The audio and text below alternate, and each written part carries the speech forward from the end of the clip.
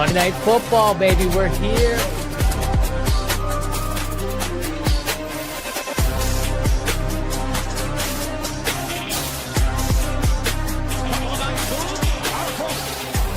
Touchdown in 46 seconds. Punches back. Touchdown.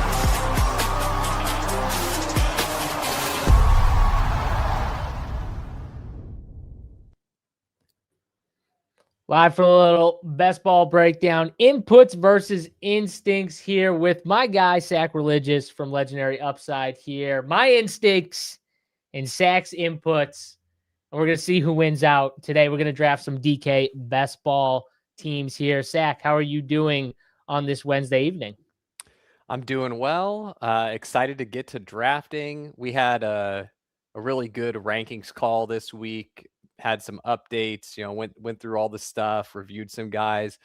Every once in a while we just have one where it's like, oh man, there were not a ton of changes. We were already pretty dialed on stuff, but the stuff we changed with the news we got, I feel really good about what we did. And whenever we get done with those calls, I'm just always so excited to draft. I'm like, ooh, I got it. It's like I'm a kid on Christmas morning. Like I want to open up the new Sims and see what they give me. So I've been having a bunch of fun drafting this week. We're starting to get enough news trickling in with OTAs and stuff to where there are some changes here and there. So it's just kind of like a little appetizer, a little morsel as we start heading into a heavier news season before we get into like real deal training camp. I can just picture you two, like where you guys like finish up your calls and some stuff's gonna like change and be different. The sidekick, and you're like, oh, now I get to test this thing out here. I can be the first one because you like know it's about to change. So you're like the first one getting in there, knowing it's gonna be a little different to see what it actually gives you.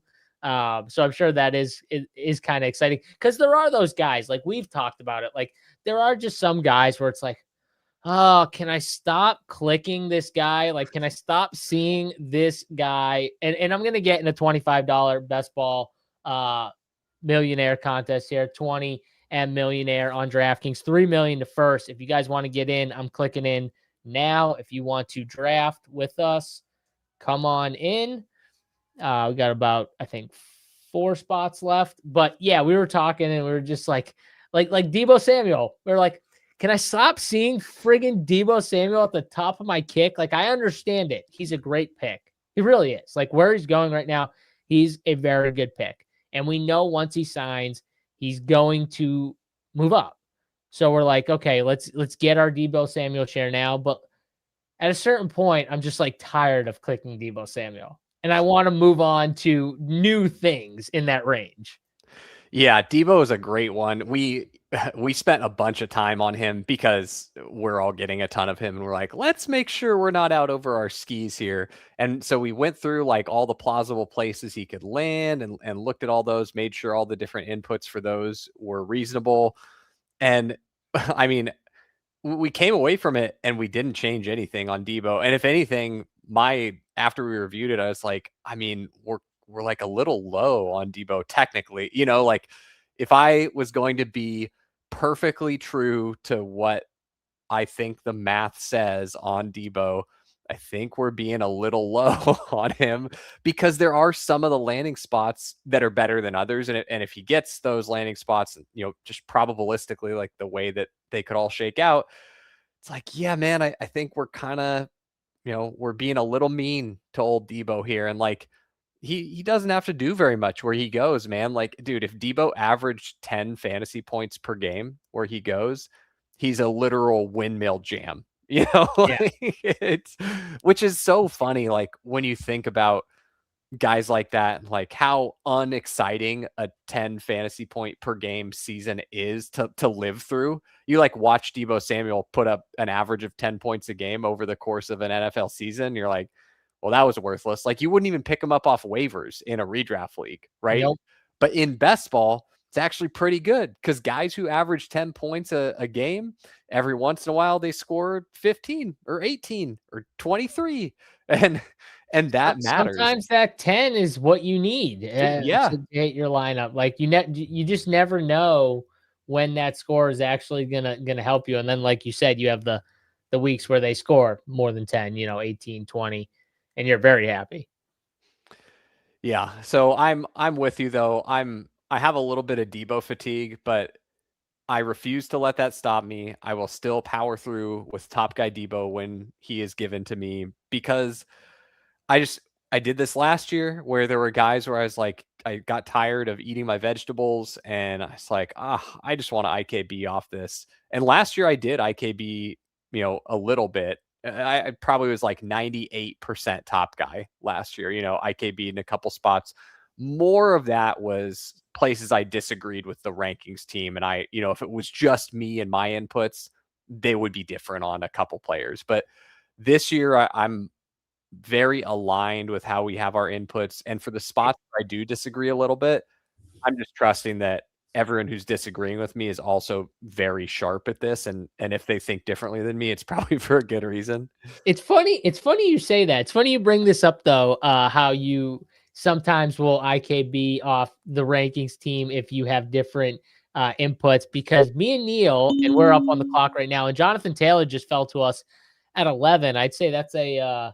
I don't think I've ever seen him at 11 in a milli, so I'm pretty stoked about that. That's a pretty fun fall right there. But me and Neil were talking, and we said, who do you think has like final say at leg up? Like when there's a disagreement and it's split with the team, and then someone comes down, it's like, do we? And I said to him, I go, I think Karain might just pull out the, this is mine, leg up, and it's final. Like I have the final say. And then Karain went on Neil's podcast and pretty much admitted that he had final say.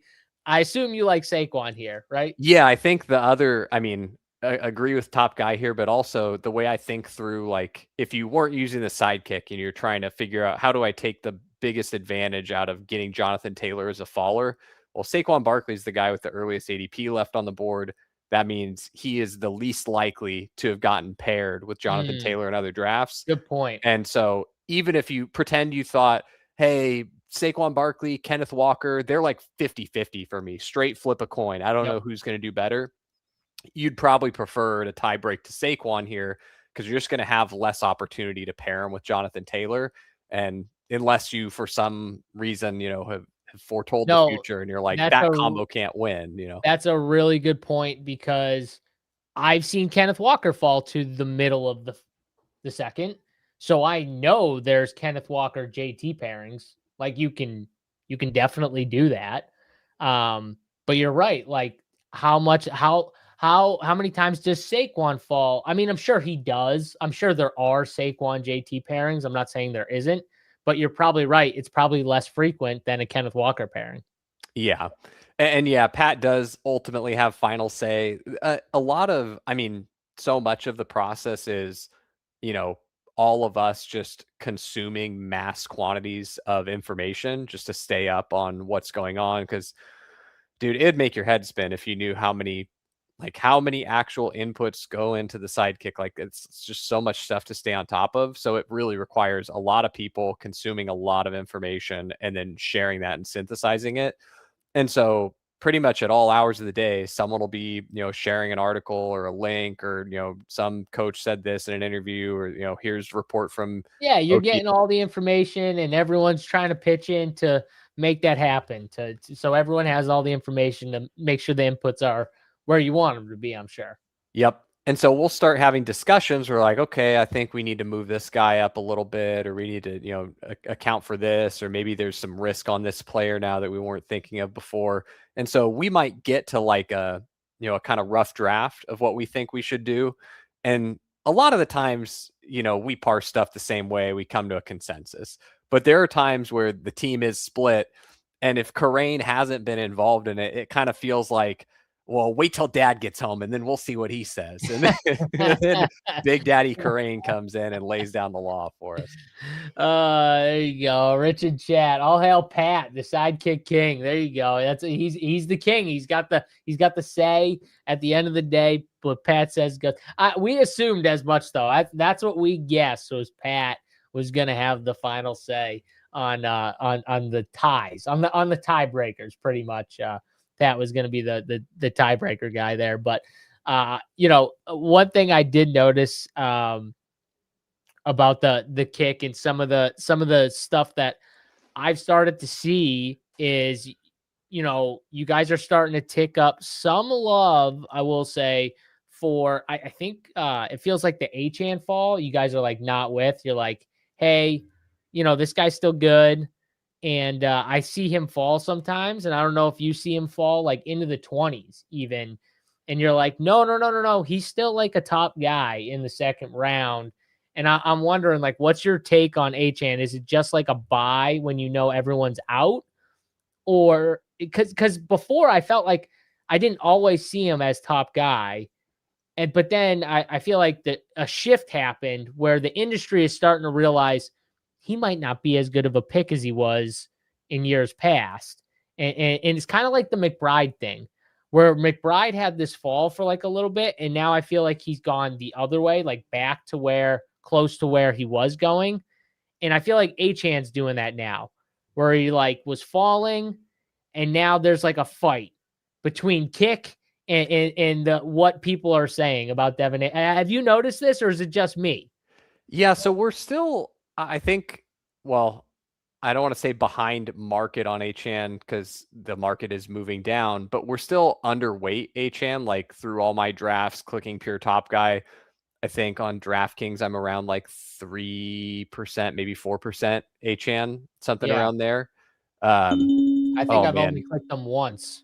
getting Zay Flowers here is pretty nice. I do like that. So Zay Flowers, yeah, okay, I like that. Let's click him. So yeah, Achan still underweight on him. But when he falls, it's not just like we definitely compared to how we had Achan and Dolphins inputs last year, like it's markedly worse. Yeah, we think it's I a believe lot that. worse. But when he gets later in that first or in that second round, who he's competing with, who he has to sim better than, is a lot easier than when he's having to compete with like Drake London, or Yes. say Saquon Barkley. If he's already, if Brock Bowers is off the board and it's like, do I want Achan or do I want Derrick Henry? It's like, I mean, it's full PPR, man. Like Achan will probably still get. I know he's going to get less receiving work than last year, most likely, but Ooh, okay, so we got a decision. So the kick saying Achan. We do have the week 17 with T.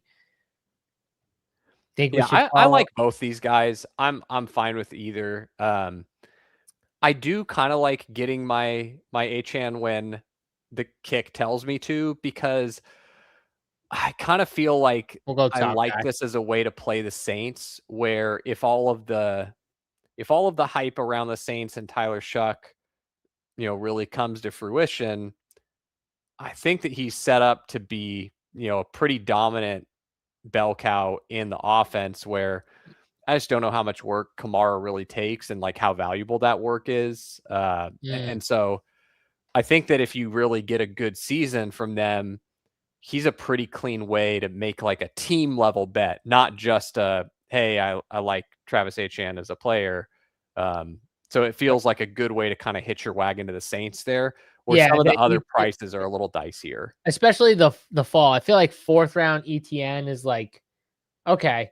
It's like Josh Jacobs. Like I didn't love third round Josh Jacobs, but like fourth round Josh Yeah, Jacobs, I'm into okay. it. I'm into it. Yeah, yeah, yeah. I like you sold me. You know what I mean? ETN someone I think like I have him as a third round grade, like in my ranks, but like it's more like the third round. I feel like there's a lot of guys where I'm like, the third and fourth round to me, the guys are very similar. So I have like that they're all kind of so close to me, and I'm like nitpicking a lot with these type of guys. I don't feel the only guy I think is like a smash third round pick is Rashid Rice, Yeah, because he's out of jail and he should be healthy. yep. So, It would not surprise me to see him move back up into the second round. don't say So it. I'm gonna be so sick when it I happens.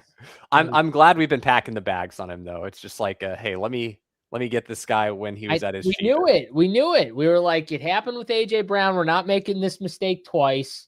We got to get Rice while he's in the third round, because it's just, and I've seen it. Like, I've seen him multiple drafts now. He went at the turn. And I Yeah. haven't seen him go at the turn in weeks. No, Since he he's used been to in go camp. right in the middle of the third. Yeah. Yes. Yeah, exactly. So not that, it's still the third technically ish, but like still it's trending in that direction where, like another good report and he's in the middle of the second again. Yeah, I think the thing you were mentioning about, hey, when you get Achan in the fourth, and when you get, and also this kind of applies to Devon Achan as well, the two different Achans. Think of it as like when these guys do slide. The way I used to think about this before we had the sidekick and the Sims to help us with this was, if a guy falls to me and it's like a decent amount of fall, if I'm not taking him then, when am I taking him? Like, how much exposure am I really going to have if I pass on it then? And so that's kind of the way that I used to frame it in my head, for it's like, well, shoot, man, if like for in this draft, if Devon Achan fell to me at pick 20 and Yeah. I nah wave it, it's like, when am I taking him then? And does that mean that I really want to have 0% of him? And there's definitely players where I think that's true. Like, if Josh Allen fell to us here at the end of the third round, we'd still probably pass on him because I don't think the price is good there still. Just like if hypothetically say that, Deebo Samuel was going all the way in the fourth round, we wouldn't care if he fell 2 rounds. We still wouldn't take the guy, right? But Right. thinking through that of like, do I actually want 0 of this guy, or should I take him when he falls? You're saying that like everyone has a price where we say, okay, we're in, right? Yep. That's kind of what you're saying right now, is like we're up on the clock, by the way. It looks like Judkins to me is the Yeah, best I really pick. like when Judkins gets here to like Yes. the end of the fifth, because I don't see him. He doesn't seem to fall here that often. I feel like he's pretty, of all the like running backs that go in this fifth round, I feel like he's one that's pretty sticky on his ADP. Like, people don't let him fall that often. I think he's got a lot of fans. Yeah, it's weird. I've seen him fall here maybe a couple times, but not a lot, like you said. So, I don't know. Like, to me, like he's a way better pick than Jadarian Price, who is going like just a little ahead of him or a little later than him. But like, I think he's a way more better. I think he's a way better bet because you just know what you're gonna get. I think with Quinshon Judkins, and it's just like security. You know what I mean? It's just like pretty safe, I think, and he does have upside. But Price, I think that's way more of a wild card bet here. So Carnell Tate. Yeah, really, really like Carnell Tate, even in the face of all the negative Cam Ward stuff. Right now is the time for optimism. So when they're at OTAs being like, man, Cam Ward sure stinking out loud right now, that's, you don't love to hear that, but I do love what they're saying about Tate, though. Yeah, we reviewed like team wide, Tennessee inputs, and we're like, all right, are we being bearish enough when it gets bad for them? Like, how bad does it get? And I think we were being pretty reasonable there. Like, we're really not even saying anything that crazy about Tate. So I just think he's a good price. It's probably people overcorrecting to the rookie wide receiver prices from previous years. So I like him. So we got a couple questions here. Mama Rocks in chat saying, need some help towards the end of drafts, finding myself on the same guys the last couple of rounds. I definitely think that it's especially the last couple rounds should be where you're 100% trying to diversify, especially like the last round or two, in my opinion, depending on your team. Unless you're just drafting the same style or type of team all the time, where you're getting those same late guys, it should really diversify itself on its own, if that makes sense, right, Zach? Like, depending on the team you're building, unless you're saying to me, I'm kind of falling on the same stacks or, the same type of builds constantly. Yeah, I think like you can end up with pretty big stands at the end of drafts because there are a lot of really bad picks, and you might only have, 5, 10, 15 picks you really like in the last 3 rounds or so. And so you just end up getting a lot of them overlapping on teams. I don't think that's the worst thing in the world. What I would say though is just like be cognizant of that. Make sure that your player evaluations are, calibrated well. If you're saying, oh, I end up with these same 3 players and 80% of my drafts, really double check that that's how you feel about those players relative to other guys that go around there.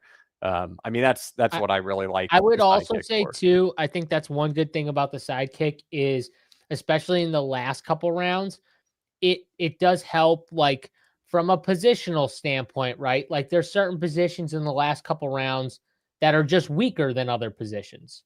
So it'll kind of tell you like, hey, listen, no, I know you think you need running back, but you're not going to get any points probably from these running backs here. Go grab a tight end. Even though it's maybe your 4th tight end, you might get points from that. He might just be the best player at this spot in time for like points. You know what I mean? As opposed to taking a wild card receiver, even sometimes. Or I think that's one good thing about the kick that it does is, because it's and Sack, you can obviously correct me if I'm wrong. You know more about the kick than me, but it's changing based off of like every pick that's happening on the board, Yep. including your own.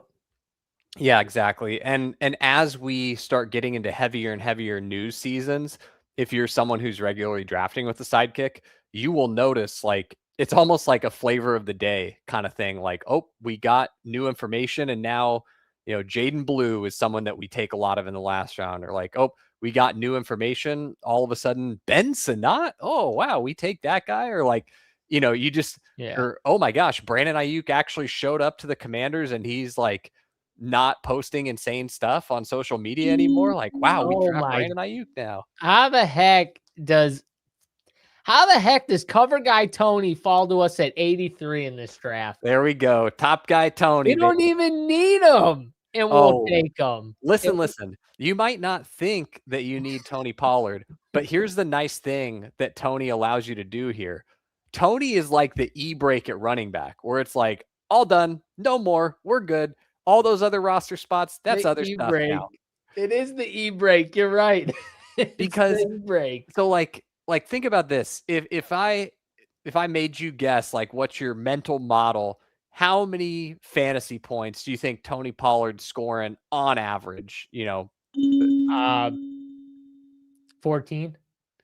Oh man, if he's scoring 14 a week on average, he's a monster pick. Like he's huge. I think he's gonna score like 12 to 14 a week. Yeah. Then yeah, he's a Until snap. Nick Singleton overtakes him. Well, let's Mackay? take Mackay Lemon here, who's I can't believe we got both these guys, because these are both guys where we're pretty happy about them at the beginning of the 7th round, and we get them at the 7-8 turn. Yeah. That's a fun team. I gotta keep drafting more Mackay. In my head, and I'm gonna get to some of these. There's more questions here, but in my head, I can't get out of my head Jalen Hurts. Just they don't fit. Like in my head, I look at Mackay Lemon and I think about Jalen Hurts, and I've watched Jalen Hurts play football for years, Sack. I feel like I know him very well. I know his strengths, I know his weaknesses, and I look at Mackay Lemon and I'm like, I don't think these players fit. But I also think Jalen Hurts isn't good, so I might have like a bias as a thrower. But I think Mackay Lemon is really good. So I guess I should just like say stop thinking about Jalen Hurts and just think about how good Mackay Lemon could be with like if he hits his potential, he might be just a complete boom no matter who's throwing him the football. And we've seen guys with bad quarterbacks have good fantasy years. So I guess it's like, okay. I mean, it's not like Jalen Hurts is a bum. I don't want to say it like that. I just don't think he's like an amazing quarterback. And I know he struggles throwing over the middle of the field. I think that's going to be a problem early. But I think Mackay, the one good thing about Mackay is I think they can play him anywhere, which is going to be huge for this team. I don't think he's just going to be relegated to like one role. You know what I mean? So I think he's going to be able to play all over the field. Yeah, and I'm pulling up a thing that I wanna use as an example here because I think the way that you're thinking about it of like, oh, these skill sets might not fit together well, I think is a valid thing, and I think a lot of people think about it in that I way. I think that's why he is going where he's going, Zach. Because in my head, he's a player that in years past would be going 2 rounds earlier. Yeah, what I I would say, I'm pulling this up just to verify, is if you remember back to Christian McCaffrey's rookie season with the Panthers, Cam Newton's his quarterback, and I feel like the only thing I heard all offseason was, well, Cam Newton's terrible at checking down. He actually never checks down because he runs all the Yep. time. And even when he does check down, he's so inaccurate. That was a huge knock on Cam Newton, right? And the people were kind of right. Cam Newton only threw for 3,300 yards. Guess what? Christian McCaffrey had an 80 reception rookie season. Like it didn't matter. So it doesn't fit until it does, right? Like the player's underlying talent can sometimes overcome like and like the criticisms on, hey, this doesn't really fit with Cam Newton's strengths. Is like, you're right, it didn't. But this was Christian McCaffrey's strength, and it was enough where they kind of met in the middle. Where was this CMC's very best receiving season ever? No. But was it a damn good one? Like good enough to really matter for fantasy? Yep, absolutely. And I think Kyle Lemon is like a Now, don't it overthink it. You know, he could still be good. it's funny you say that because I'm gonna bring us back to this Achan question here. FK Cooler says, "Does Achan have any bench risk in the inputs if Miami full on tanks, or are the inputs more reflecting the overall systematic risk for Miami?" And in my head, too, some of the worries I have for Achan are very similar. Like Malik Willis does not check down; he runs first. Uh, Kyler Murray, I Yep. mean, Always good with Kyler. I like okay. him a lot. So like that's in my head sack about taking Devon Achan is like I know the type of quarterback Malik Willis is. It does not fit what Devon Achan has consistently been with. I mean, think about Tua. Tua doesn't run. He checks down all the time, low ADOT. Everything was set up for Achan to crush. This is the complete opposite. And I'm wondering, like, do you guys have those inputs in for that? Are the inputs more? Do you guys have inputs for them tanking or being really bad? Like, Oh, what is it? oh yeah. What I to like from a 10,000 foot view, if you looked at the Achan and Dolphins inputs from last year and compared them to this year, and I removed the player name, if like all you got to see were the raw inputs, you would not think it was the same player. Is what I'll like. We've really, really accounted for what we think is going to be a pretty significant. Oh man, I do We love just me got some Josh Josh Downs top Downs. guy. Yeah, Yes, this is a good team. This this is is a really good. great team right here. I mean, this team is coming together right now. I'm sorry, continue. This team is. No, no, I was excited about Josh Downs too. So yeah, the short story is that Chan doesn't even look like the same player in the Sims like he did last year. It's like a pretty substantial Is there bench decrease. risk though? Like, are you accounting for stuff like that? Like, this team Uh, does tank. as far as like bench risk is concerned with a Chan, it's more that the work gets shifted so like because I think it's very unlikely that he is actually fully benched outside of situations where he's already injured, and we do have injuries in the Sims where and he might get you know they might just take it even easier with him on an injury where it's like if they're playing for something he might play through it. But we do have injury risk in the Sims. As far as like them actually benching Devon Chan at the end of the year, think that's pretty unlikely. When you I know that a lot of the time it's really easy to think of this through the lens of like if I were playing this like Madden, what's the optimal thing to do for me, and I'm managing this tanking franchise. But you got to remember, like these guys are humans. Like Devon Chan wants to go out there and accumulate stats, man. Like that guy wants to go play football, even if the team's really bad. Like he has a very finite number of years left that he can play in the National Football League. I think you're going to be hard pressed to find a player that wants to get benched just to save themselves, even when their team is fully out of it. So I think the bench risk is not something that is particularly relevant there, but we do have stuff reflected in the inputs where he might not be getting the same amount of work you would expect by the end of the season, where that work could come down because they're like, let's save this guy a little bit. Don't think he's like fully inactive, outside of injury type situations. But I do think that there are circumstances where it's the end of the season and they're just seeing what they've got in other backs on the roster. And you're not super I happy. agree. I agree with you. That's actually my other worry with HN, besides the bad fit, is they could see what they have with some of these other guys, where HN doesn't get benched, right?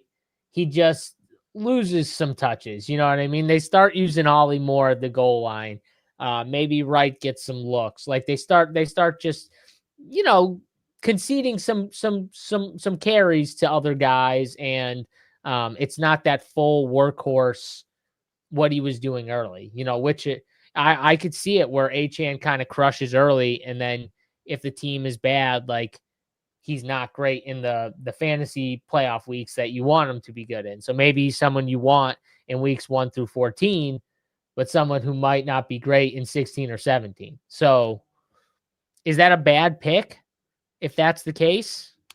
Well, I would say We're no, up. because the Sims have that factored in. I love that we get Concepcion here on a team that I'm already, you draft a bunch of teams, and I like all the teams I draft, but every once in a while you get one where you're like, oh yeah, this is a nice one. Like I'm gonna screenshot this and send it to the boys, Uh-huh. like. And so getting a player like Concepcion, who's one of the guys that I just really like him, I want to root for him. He's fun. We got a bunch of this is team rookie receiver right here Yeah. is what this is. Oh, there goes Pat Carane's favorite running back in the 135 range, Woody Marks. And now we get CJ Stroud's on top of Daniel Jones. Sack, talk to me here. What are we doing? Yeah, I mean, I think right now, since we only have Kyler, I think the slow start potential for Daniel Jones is a little concerning for us, where, Okay. All right. coming off the Achilles, he might not be playing very well or accumulating a ton of points at the start of the season. And so there's a chance that by the time it gets all the way back to us at the end of the 13th, we're kind of out of quarterbacks we really like, especially that'll be contributing at the start of the season. Like maybe if Fernando Mendoza's there, so, that kind of Right. thing. And so I think my guess for why the Sims prefer Stroud there, even though we have Jones stacked up, is, hey, this Colts bet that we have can still pop off, and Daniel Jones can be fine and still not be the best thing for this team. We might need Stroud to help us out in some early weeks where, Kyler doesn't have the best game, and we really want our other quarterback to have a higher likelihood of contributing points. And I that would be my guess as to why. It also could purely just be, hey, we just got some random sim noise here, and normally it'd be Jones over Stroud. It's just one of those things where it confuses me because it's totally against what we would all assume to do, right? But I understand what you're saying. Like, Daniel Jones might have a slow start. Maybe CJ Stroud early. We're obviously going to need help at quarterback. It's not our strongest, in my opinion, of this team. It's not the strongest position right now. But at the same time, it's like, okay, like CJ, you can stack late too. It's not like that big of a deal getting him right now at this point with no, stacking partners, because you can kind of figure that out later anyways. And he might be the better quarterback earlier, even though you have a quarterback that's there that, you have stacking partners with. FK Coolers, appreciate the covering HN question. Easing of the workload was what I meant, and just worded it. All good, man. Yeah. I think that's his biggest, I would say that's the biggest concern for a Chan, or however you say his name. I'm already getting I think we confused with both it. said it like 3 different ways at this point. Yeah. Devon. Yep. I think that my biggest worry with him He's not even the fit, even though I think the fit is a worry, even though I think Mike McDaniel's not being there is another massive concern for him specifically. Out of everybody on the field, I think he's the one that takes the biggest hit because there were so many little short passing design plays that Mike McDaniels threw in there for Devin A, just to get him the ball, to get the ball out of Tua's hands quickly so he wouldn't take a hit, and to get one of his best players the ball to try and make big plays that are just going to be gone. They're not going to be there this year. Those plays won't happen. So those easy fantasy points won't be there, but he's still the best player on the field is, I guess, the counterpoint to all that stuff here. A few other questions here. I know I'm going way back. I'll try and get to all these questions. Does a sidekick just show who's the best for your team all the time between turns, or showing who's the best pick for everyone with others drafting at their picks as well? It's a long question. Yeah, As good in question. when live streaming, is it just showing the other team who's best for them drafting between your turns? So it's always showing you the pick that would make your team the most money in the set of simulations that are being used for this draft that you're in. And in every draft that you enter with the sidekick, you're going to get a slightly different set of sims so that no two sidekick drafts are going to be, evaluating on the same set of sims. That way you'll never get the exact same team drafted as someone else. You'll get ever so slight variation there. And so like right here, Shady had a really good, oh man, we get Daniel Jones back. That is beautiful. I mean, that's Team of Destiny. That's how you work a draft sidekick. That's what I'm talking about, right? See, I never had a doubt in the sidekick. There was no doubting it. I picked CJ Stroud. I top guide it. And I totally, if Sack wasn't here, I totally would not have IKB'd Daniel Jones around before. I swear to God, no way I would have IKB'd. It's absolutely never. It wouldn't even cross my mind. I would have just clicked them anyways. So like the really technical answer is when you get presented with a choice between Daniel Jones, CJ Stroud, there's a frequency at which you should take Daniel Jones there and a frequency at which you should take CJ Stroud. I'm good with Jawan here. I think that's a pretty good pick for us. Build out our Saints bet a little bit. Man, I'm digging this team.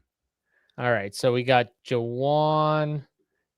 And then the easier answer rather than the nerdy answer is I'm going to steal a Shadyism. But when we first released the sidekick, he dropped this banger and I thought it was such a good line, but it's, along the lines of like sometimes taking that CJ Stroud over Daniel Jones. When in your head, you're like, but I want to take Daniel Jones here. It's like, no one likes selecting their second favorite flavor of ice cream. Like if you go, you're going out for ice cream and you get to pick your flavor, your Baskin Robbins, there's 31 there is flavors. No second flavor. You're going to pick your favorite. Yeah, you go with the favorite, right?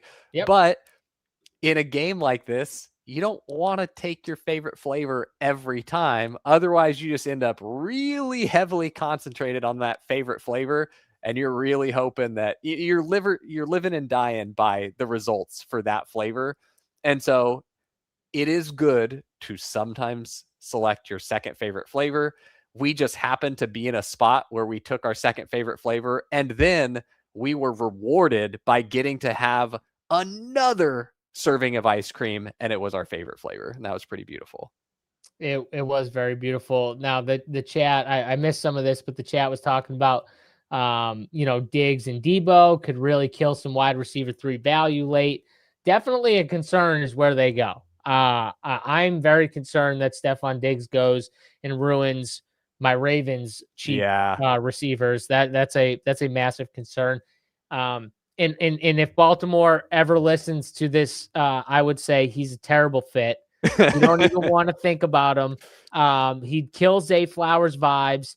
He just totally, he'd whine when he doesn't get the football. Bad egg. You don't want him. All right, Baltimore. Let him go to Las Vegas. Okay, let him go to Las Vegas. They need him anyways more than you do. You don't need him. Surratt and Lane are good. Come on, Zay's an alpha. Please, I don't want to deal with that. Debo though could, I mean, these guys could definitely ruin some late wide receiver values, but we just don't know, right, Zach? So that's why they're going later than they would, because no one knows, and it's harder. A lot of people build a specific way, and when you don't know where a guy's gonna be, and you don't have like an inkling at all, like you just there's no rumors out there, it's really tough to like build out like a team, because everyone wants to build out with correlation and stuff. And so you're building out with these guys and you don't know where they're gonna play football. Yeah, I think that's a huge part of it, where if you don't know how to stack the guy, a big portion of the field is just they're just not going to think about him when they should think about him, because Yeah. they're like, oh, well, he's not a stack for me, right? And Mhm. I think you're bang on there, that's a big part of it. Yeah, there's some Achan versus Brees going on here. Seems like a very similar bet, but a full round of ADP separation. And then some people are talking about Achan's talent. Truly one of the best running backs. That's the difference between him and Brees. I would contend, if you gave me Brees Hall and Mike McDaniels, I think Mike McDaniels and Brees Hall could put up similar fantasy numbers. Yeah, we do like Brees where he goes. We enjoy the Brees price as well. So I would assume, if depending on where this next guy goes here, who we're gonna take. Tyler Algier, Calvin Ridley. Okay. get a little Dalton Dalton Schultz. Schultz stacked up with our I CJ swear, Stroud. every time I'm on a show with you, I get Dalton Schultz. I mean, Every we get a lot of single Dalton time. Schultz. So, and here we go. Speak of the devil, Debo Samuel pops up. He I just mean, appears. He always appears. Sidekick's playing the hits this draft, and we're getting some Ooh, nice Denzel values on him. Boston. Oh, okay. It sticks with the. Oh, Denzel Boston's just staring at me right now. That's all right. We're gonna keep going because the sidekick has kept me. It's treated me right in this draft, so we're gonna keep going with the top guy here. That was We're the first pretty. time in a while, though, that I was like, "Oh, Denzel Boston looks pretty damn good right now." He is fun here. I think what the sidekick was probably getting at is we got a lot of rookie wide receivers already. We've Mm. got the Carnell Tate, got the Makai Yeah, Lemon. we got the fun. We got the fun guys. And so at tight end, we are a little thin. We got these later guys. So getting another like ho hum lunch pail guy, going to show up, project for 8-9 points a week. Kate Otten, just making sure that we don't ever trying our best to not put up a zero at tight end. So I think that was probably the impetus for the Kate Otten pick there. Mama Rock says, does the tool take into account for stacking and also players that will play each other in best ball playoffs? Yes, you can see actually on the screen, like it shows you the buy overlaps. If you're, how many players you have with the same buy, it'll show you the week 17 correlation for the week 17 for the playoffs.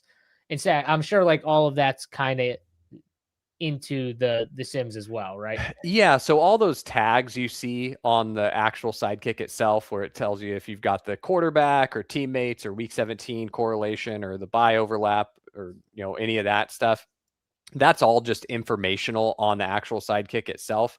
And then the sims that are the underlying thing that we do math on to power the recommendations in the sidekick, those are full NFL season simulations. And so those have, the underlying teammate relationships and the opponents that you would play, not just in week 17, but in literally every single week of the season.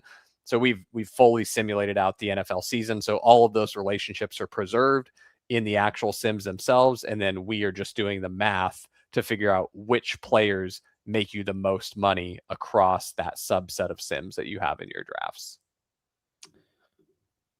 Hank says, do I need to log out of the sidekick for it to update, or is it closing my laptop enough? No, What's going on don't with need to update? log out. It should automatically update depending on what browser you're using. Firefox can sometimes be pretty lax about auto update, so you might want to just check and see if you need to update it. You can do that by going into the settings and checking your version. The other thing though about the Sidekick is it's really easy to install. So if you ever have any trouble, and you can always come in our Discord and we're very responsive to help with any troubleshooting stuff. But if you're ever having any trouble and you can't seem to get, something to resolve, a real easy, thing to try is just uninstall it and reinstall it. Just go to the Leg Up site, click the link to reinstall it. That will fix like 9 out of 10 issues that you run into. And also you'll know that you're getting the most up-to-date version.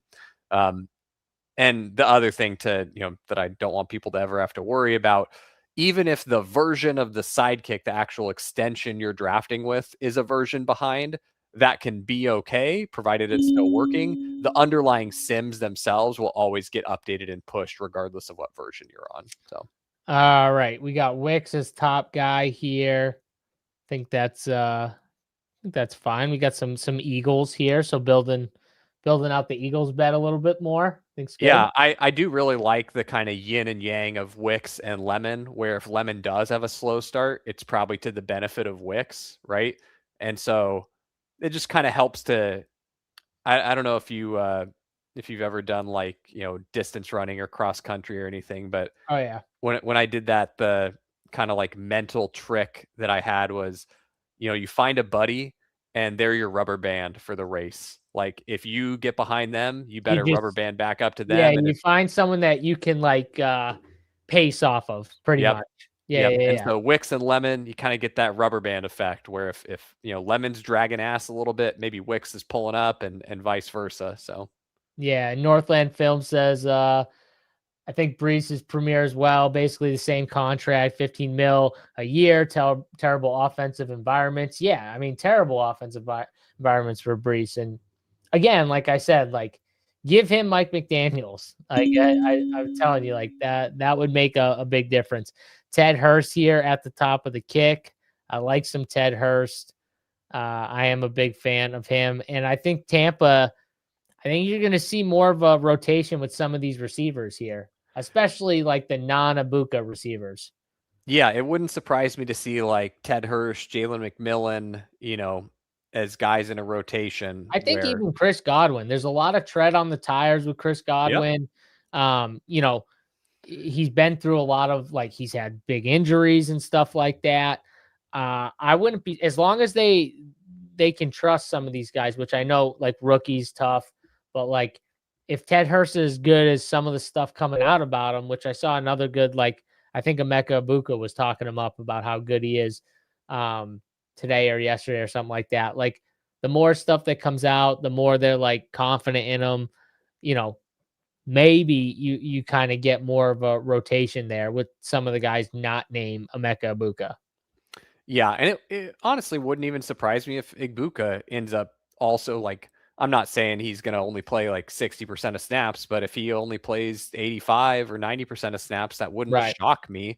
because what Tampa Bay did in constructing this receiver room is they basically just kept drafting guys out of college who people pegged as like, oh, this is a slot only guy, like Jalen McMillan, slot, Emeka Igbuka, slot, like Chris Godwin's a slot player, and so you get these guys that all are like theoretically slot players, and then Ted Hurst is really the only one that like archetypes as an X. And so I think really what it is you can move all these guys around a lot, and they've done this as they've deployed them. And so it wouldn't shock me if they're pretty, fluid in who's on the field, and guys play multiple roles, and they're able to move them around. So I think that's probably good for them too.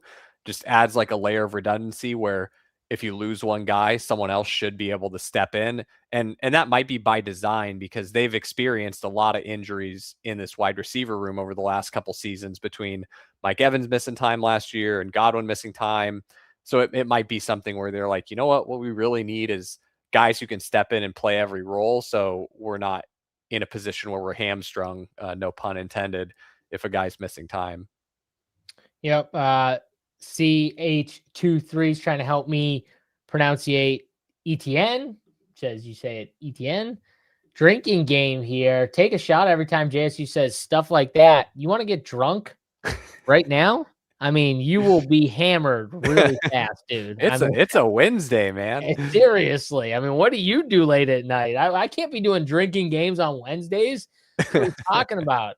I got a kid to spit up on me and to shit all over me, and I have to change his diaper like 10 times. I'll be friggin' hammered, Sack, after like 5 minutes trying to change my kid's friggin' diapers. We go through diapers, like it's absolutely insane. I was like massive. We get big ass boxes sent to my house. We go through these things. It's crazy how many diapers we go through. Yeah, I can't be doing that on a Wednesday. Nope. We gotta have coverage. I gotta make sure like the grandparents are here to like take care of everything. If I'm gonna get that sauce right now. Let's see. Anything else here? Are you doing another draft? Yes, we're gonna do another draft. Andrew Black, this one's wrapping up. Here, 2 more picks left, and then we'll hop in another one. And then he says, Sack, what are your favorite playoff week teams to target? Oh, let's see. I mean, this one is a little, it's a kind of contrarian one, but I Ooh, think yeah. that all the hate for the Cardinals at the end of the season with, potentially having quarterback issues, you probably get Brissett benched by the time it's playoff weeks.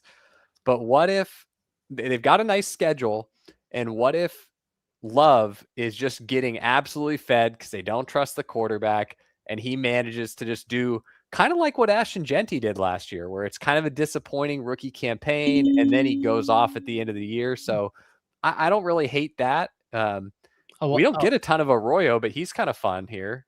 Yeah.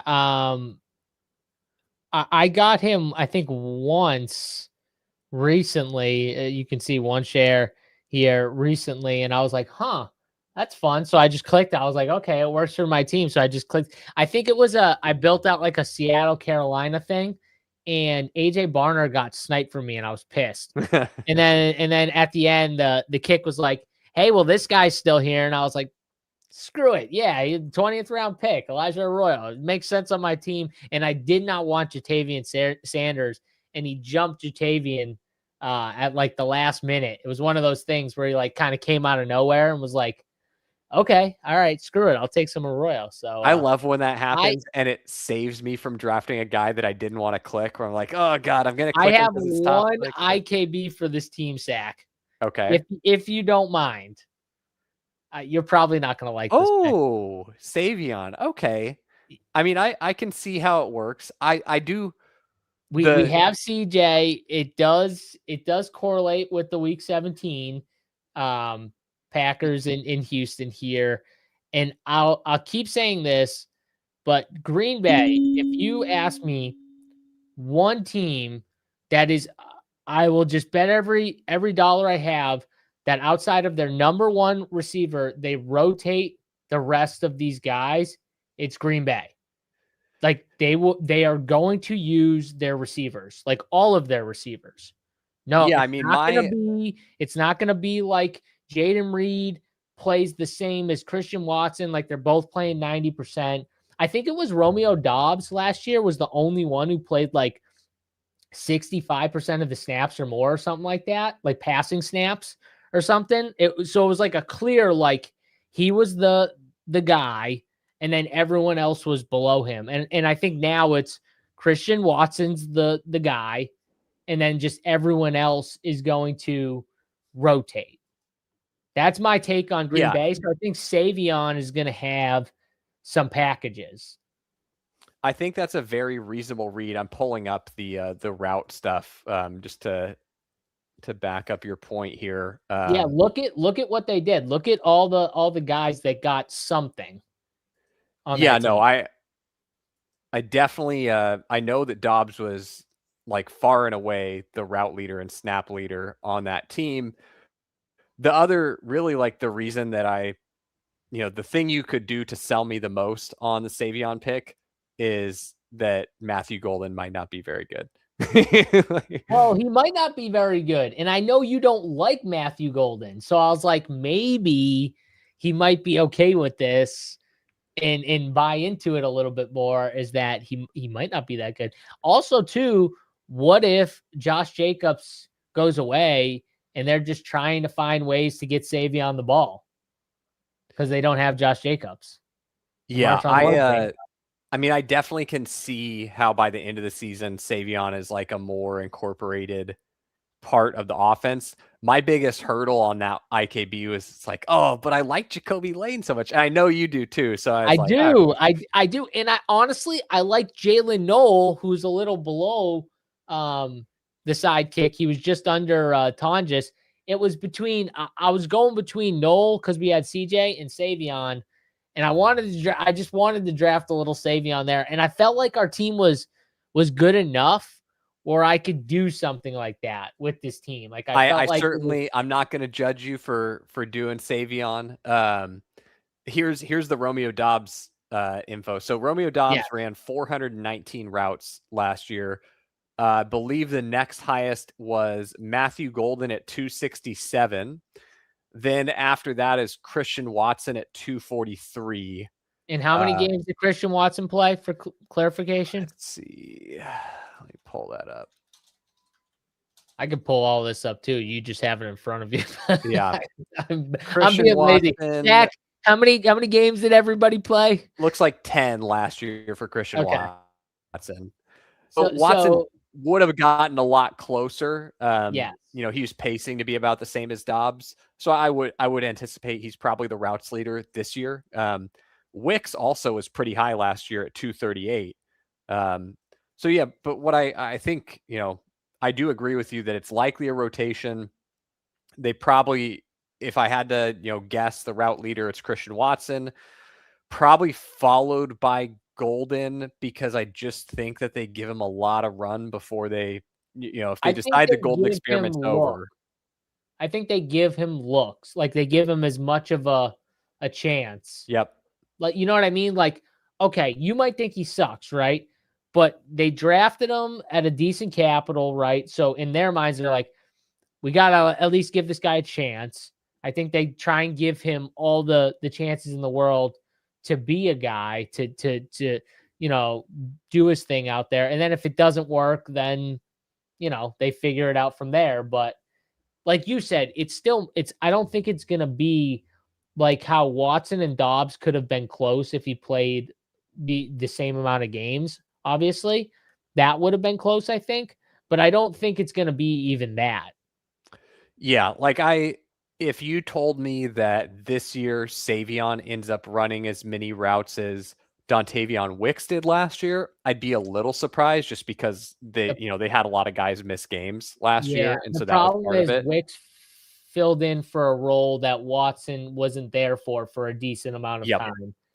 But if I you would told love to me, know how many routes that was when Watson was out.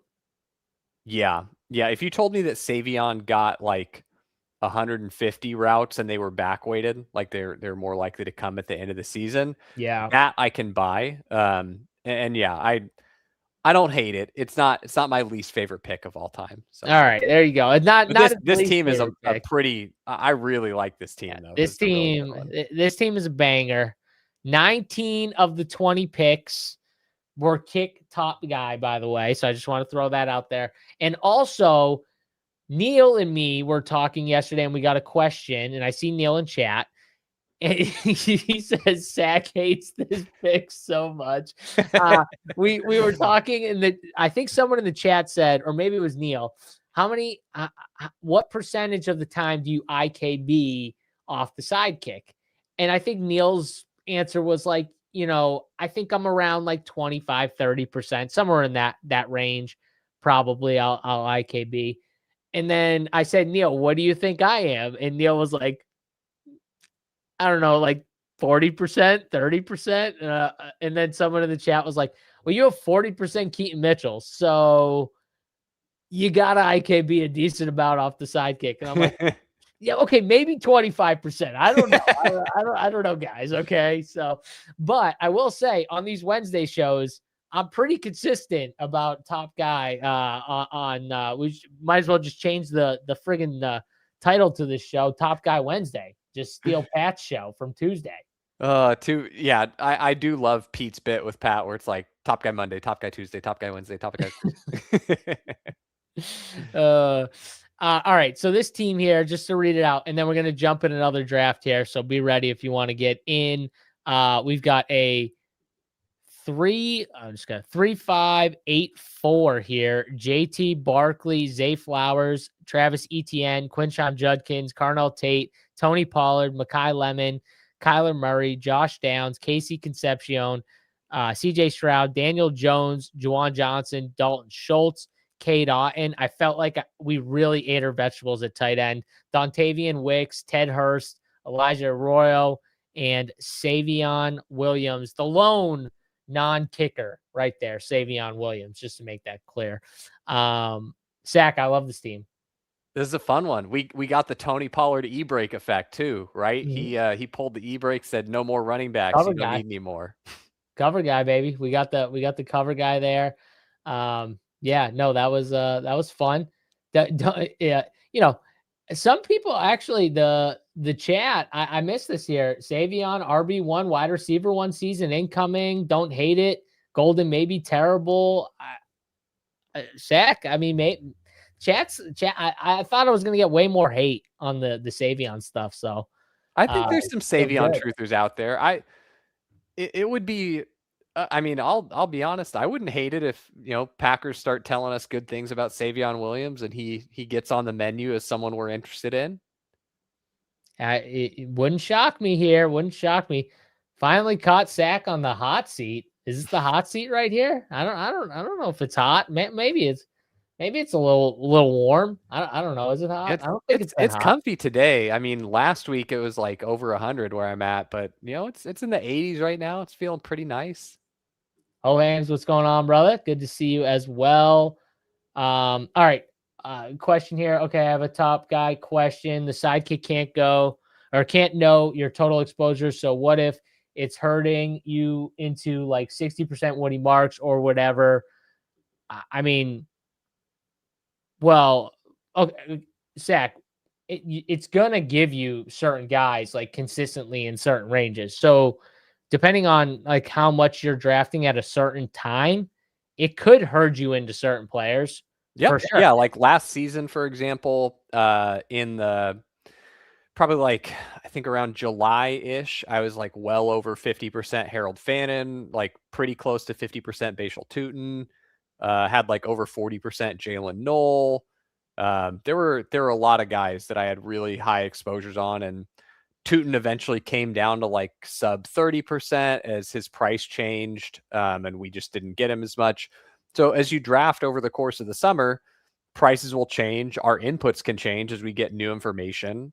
And so that'll dictate who we're taking and who we're drafting. And no, I would not IKB purely to try and like reduce my exposure to if I'm getting a bunch of a player, it's because I think that player is going to make me a lot of money.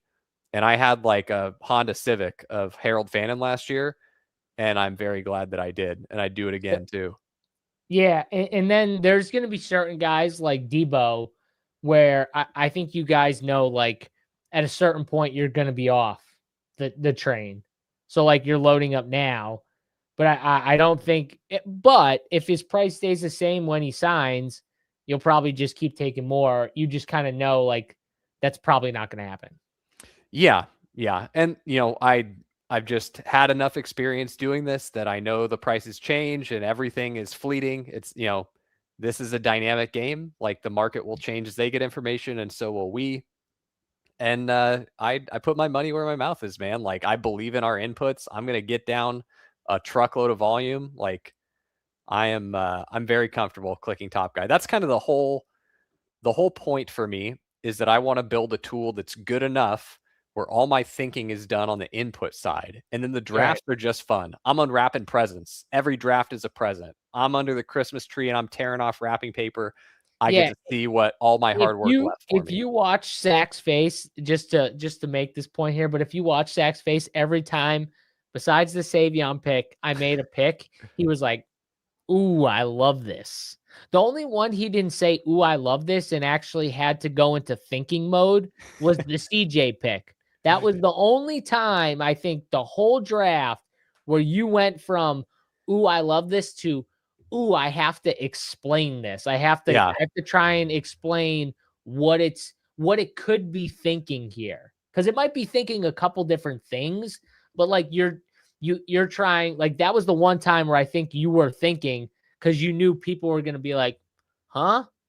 Like I saw people in chat, like, I thought we were stacking. Like, I thought we wanted to stack. And it's like, we do want to stack, but there's definitely a reason why. I think a lot of it had to do with our team in that position in general. But that was the one time I saw you thinking. And I'm going to get us into another draft. If you guys want to draft with us, $25 entry in DraftKings, 3 million to first, 20M millionaire. I'm clicking in now. And we got 4 of 12. So plenty of spots if you want to get in and draft. Come on in. Schultz is a great pick. Yeah, I mean, 180 something for Dalton Schultz, I feel like was pretty good. Well, wait, I missed Neil's first one. Did JSU hit the barber this morning? I did hit the barber. I did. Yep. But I do drafts all the time that I fucking hate. He's dead. Neil's definitely one of my. He still wants to know why it gives him Cooper Kupp in the sidekick. He still wants an explanation. He had Pat Crane on for like almost 2 hours on his podcast, and he wanted an explanation for the Cooper Kupp thing, and he still wants one. He's not satisfied with the Cooper Kupp. He wants a full-on explanation from everyone at the Leg Up rankings team, one by one. I think we're pretty reasonable on Kupp, man. I don't get him a ton. We get him some, but I don't see him as much as I used to. I'll say that. Yeah, I think he's easily one where, as the season or as the summer goes on and we get more guys that we like, he's one where it wouldn't surprise me if, other guys are just more exciting and we kind of drop him and end up with other people there. Yes, make sure you go check it out. Neil's podcast there. I think it was around 2 hours. I missed the first half. I got to go listen to the first half. I had a show, so I caught the second half. Oh, that's so funny. I watched like the first half or 70%, and then I had to jump for something, and so I've got to go finish it. Yeah. I tried to get some questions into Pat. There was a lot of Keaton Missile talk on that podcast, and I tried my best. And Neil did ask Pat, and Pat gave his reasonings why. And I asked a very reasonable question. I just said, in that range, Sack, give me running backs that you like. Like, give me running backs you like more than Keaton Mitchell in the 135s, which is now his ADP. It's obviously risen a little bit in the 135s. And he said he might be the best running back there. And then he was like, maybe Woody Marks is better. And my response back to that was, Woody Marks, even though I think you guys think he's got contingency value, which is why you would maybe put him ahead of Keaton, he got outplayed by Jawar Jordan last year. I think we forget how bad Woody Marks was. Woody Marks had the backfield last year, and he was terrible. Well, the good news is we will never forget how bad Woody Marks is, because I was like the premier Woody Marks hater last year. If you remember, there was a week where I think Nick Chubb was out, and I want to say he projected for something like 15 to 18, somewhere in that range for DFS. And I was just like screaming from the rooftops in our rankings chat, because we'll still, as the season's going on, we'll still talk about stuff. And I'm like, I'm IKB in the Woody Marks projection down so much this week. Like, you don't even know. I might up my volume to try and play into people slamming Woody Marks. Like, this is ridiculous. So I was like foremost Woody Marks talent hater. Do not think he's good. I think in the situation for like a contingent upside scenario, unfortunately for the Texans, they kind of they obviously patch the holes with David Montgomery. But if Montgomery goes down, I do think that it's cleaner for Marks to where he ends up getting more work than Mitchell would get in the event that Hampton went down. But yeah, I think it's less about the other running backs around there, because we don't really take a ton of Woody Marks, or like Tyrone Tracy's like another one. Tyrone Tracy's around there. We don't really take guys there at running back. Although there are circumstances where we actually hammer that range of running back. I saw Shady shared a really cool draft with me. I think it was a big dog that he did where he got a bunch of falling wide receiver values early. Like his wide receiver room looked like some of the old school zero RB wide receiver rooms you get where it's Mhm. like the whole, if you were back playing fantasy when Sean Siegel first wrote the zero RB article, the Bible on it, the whole thesis was I want to have 5 receivers that all finish in the top 15 at the position. That was like the whole Mhm. play. And Shady had a wide receiver room where I was like, oh my God, like you can't really do that anymore in landscapes now. It's like, wow, you actually might have 5 wide receivers that finish top 15 in the position. And so then he went like a full zero RB draft, which we don't get as often, but it was just the way the room was playing. I think in this big dog, people were just like slamming running back Running early. back. Yeah. And he showed me the draft board and it was like guys that we normally like, he missed out on by like 1 pick. Like Jonathan Brooks gets sniped by 1 pick. And like, I think Bucky Irving gets sniped by 1 pick, some other stuff like that. And so then he hammers all those guys in that range where we normally don't take them. And it was really interesting to see how the sidekick did that. Where it's like, all right, this isn't my favorite way to do it, but this is what's going to work the best in this spot. So that's just, it's really fun to like kind of see it wriggle its way out of a jam. Yeah, it's just interesting. Like you look at some of those, where the sidekicks like, okay, I see where the draft is going. You zig, I zag. And you just completely zag. You zag off the board. And it does that all the time where it's like, oh, I'm just gonna keep doing this. I'm keep clicking the same thing over and over. And you're like, yeah, it's the best pick right now. Like it's the best pick. Just keep hammering it. And we did it at running back actually in the last. We didn't like the Tony Pollard pick was a luxury pick. The Yep. Quinshon Judkins pick I felt like was kind of a luxury pick. Yeah, that was like establishing our strength. We were like, all right, we're already really strong at running back, but let Quinshon Judkins with the hammer. And then it's like, Yes. Yeah. why the hell not? Tony Pollard, we're good. Yeah, but no, it's just to me, it's just like when I look at that range, it's like I don't think you can actually give me a real running back that you can say is better than Keaton.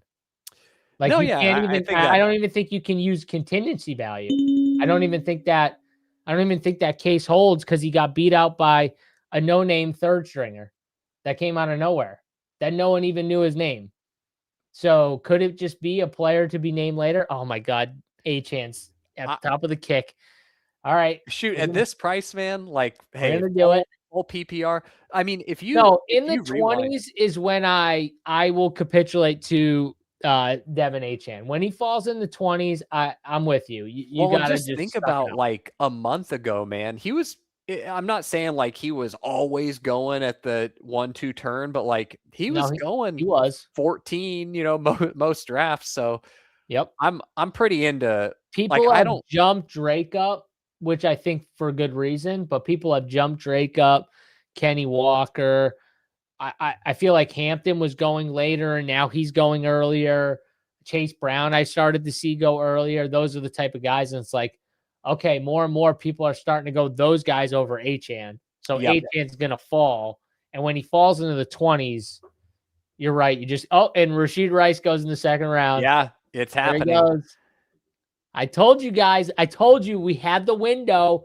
I literally said it on the Sunday stream. I was like, draft him now, third round. You're not going to get this again. And look where he is now, back in the second round. And I'm sick. Why do we do this? Another season, another, packing Rashi rice bags. I Unbelievable. feel like every year I'm just packing Rashi rice bags, man. It's unbelievable. I don't even understand it. He was the same pick last week. All right, Devontae Smith, Devontae over Brees Hall. Yeah, I don't see that often, but No. I like Devonta Smith and we don't get a ton of him normally, just top I click. feel So like you guys I'm are good. always Brees Hall in this situation, so that's interesting. Yeah, I do want to mix it up there, even though Brees is my favorite flavor ice cream right there. Like, I'll take 2 scoops, but Yeah, yeah. I'm good with like I don't want to have 0 Devonta Smith. I feel it. Yeah, yeah. I don't want to have 0 either. He is the number one guy. No, No, AJ Brown definitely helps. Let's see. Where was this question here?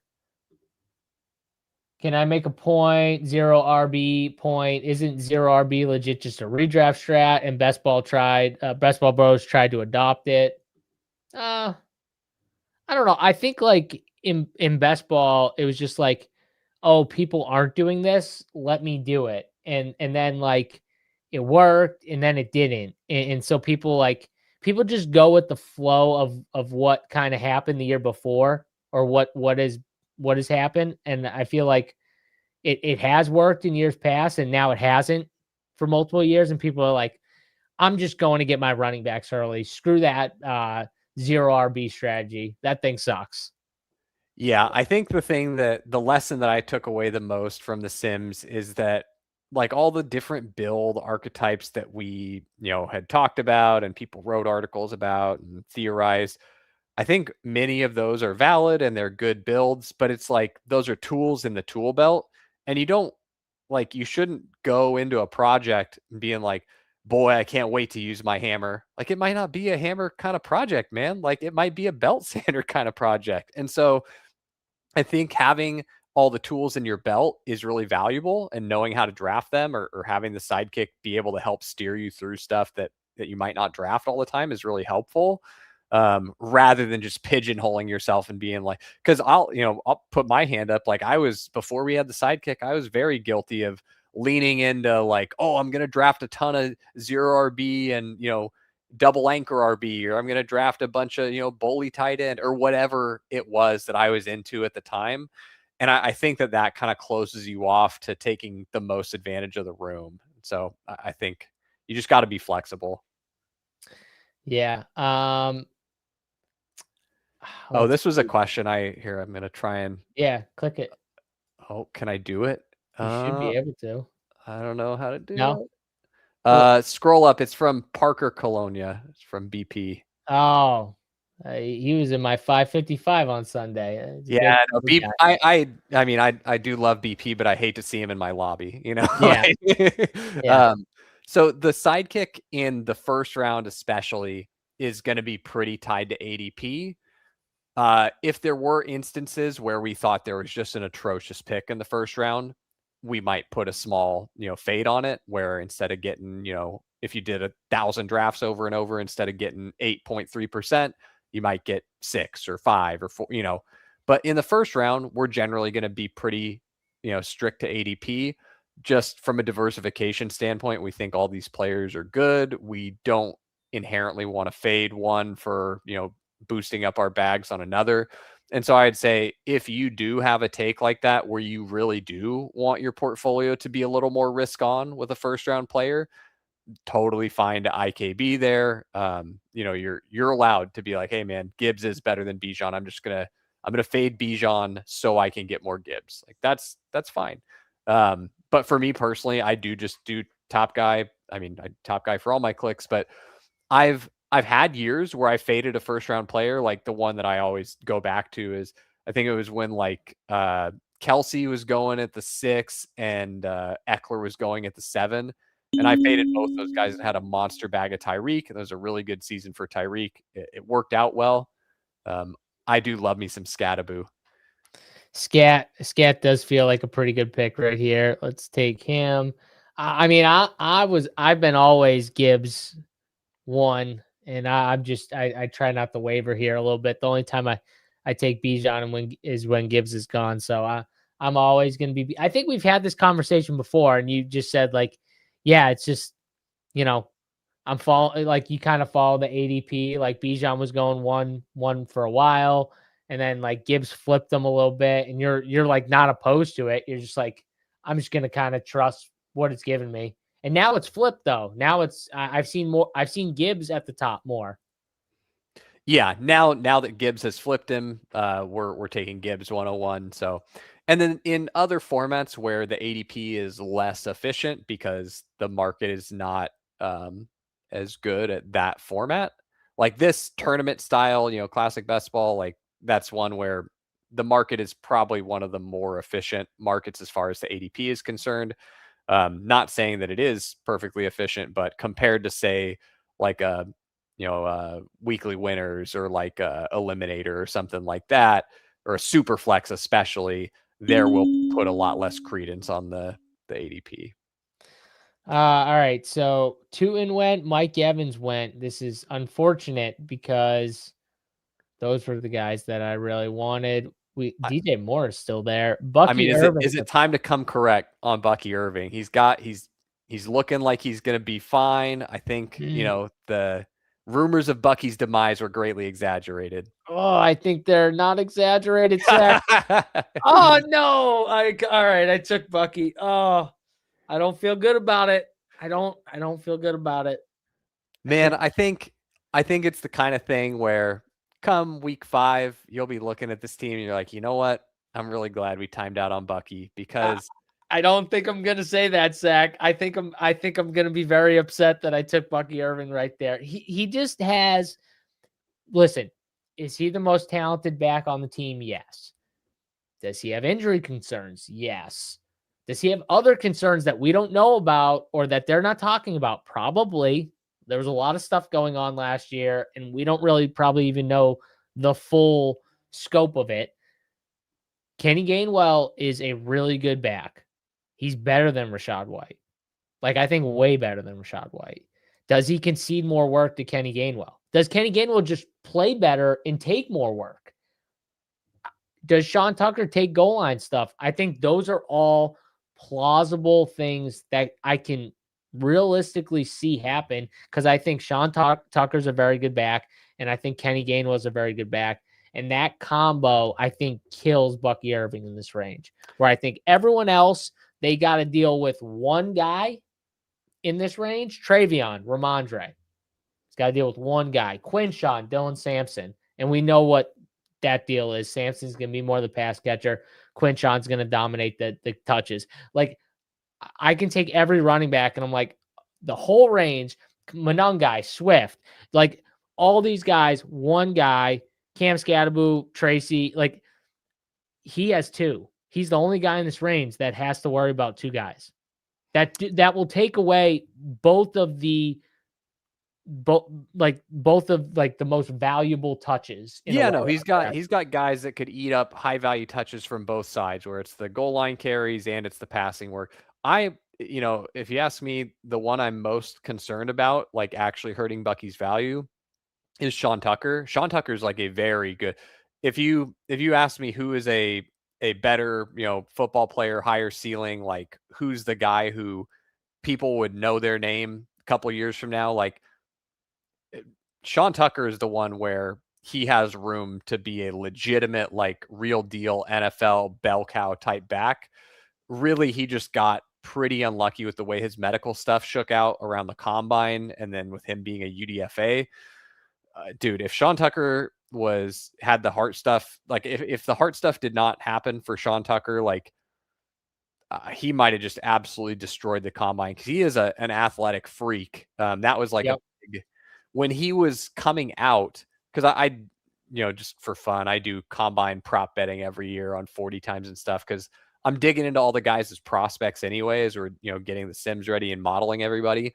So I get a lot of insight as to like, all right, what are these guys, have these guys been, running track? Like what times can I use to try and extrapolate 40 times, things like that. Love me some Drake May. Oh, I'm so mad I didn't take Travion right there. It's making me mad.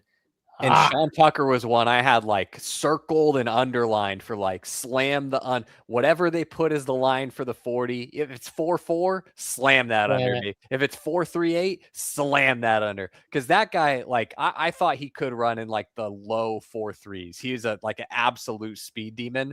And then take this with a huge grain of salt. I am not saying that this is a true time, but after he got cleared from his doctors for being able to work out, he put out like a video of him doing testing that he would have otherwise done at the combine, but he couldn't participate. Yeah.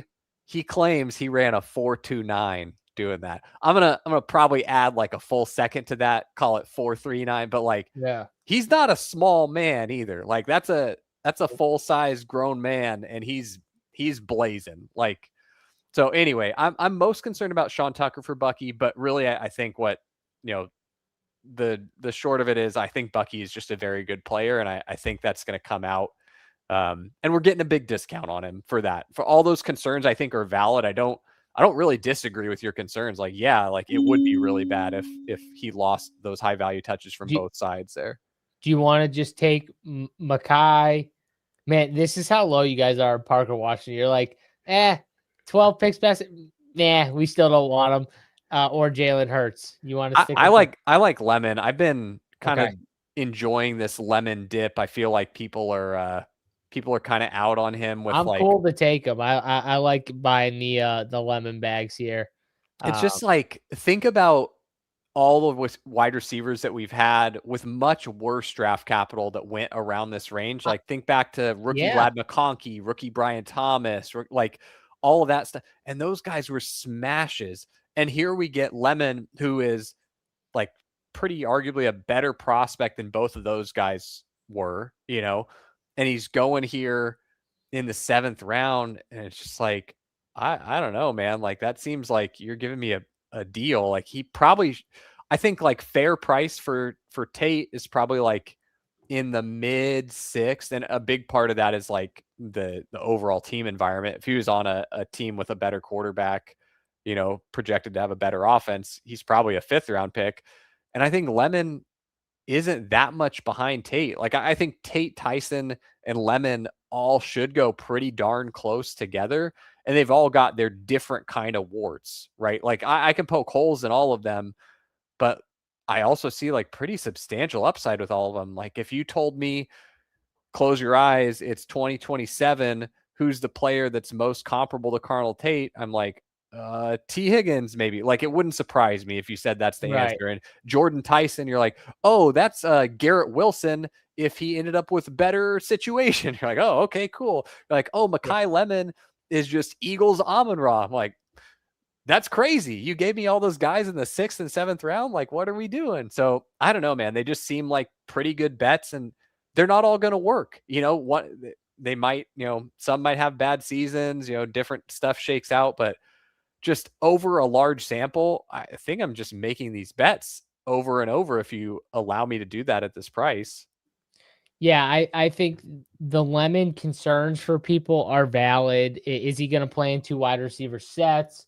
Lestuck says, I would say maybe early Wicks is the 2 wide receiver set guy. Maybe they rotate, but I think eventually just his talent is gonna just outweigh Wicks at a certain point, and they're gonna struggle to keep him off the field to where he probably will end up playing 2 wide receiver sets. Because, like I said, I think he's gonna be able to play anywhere.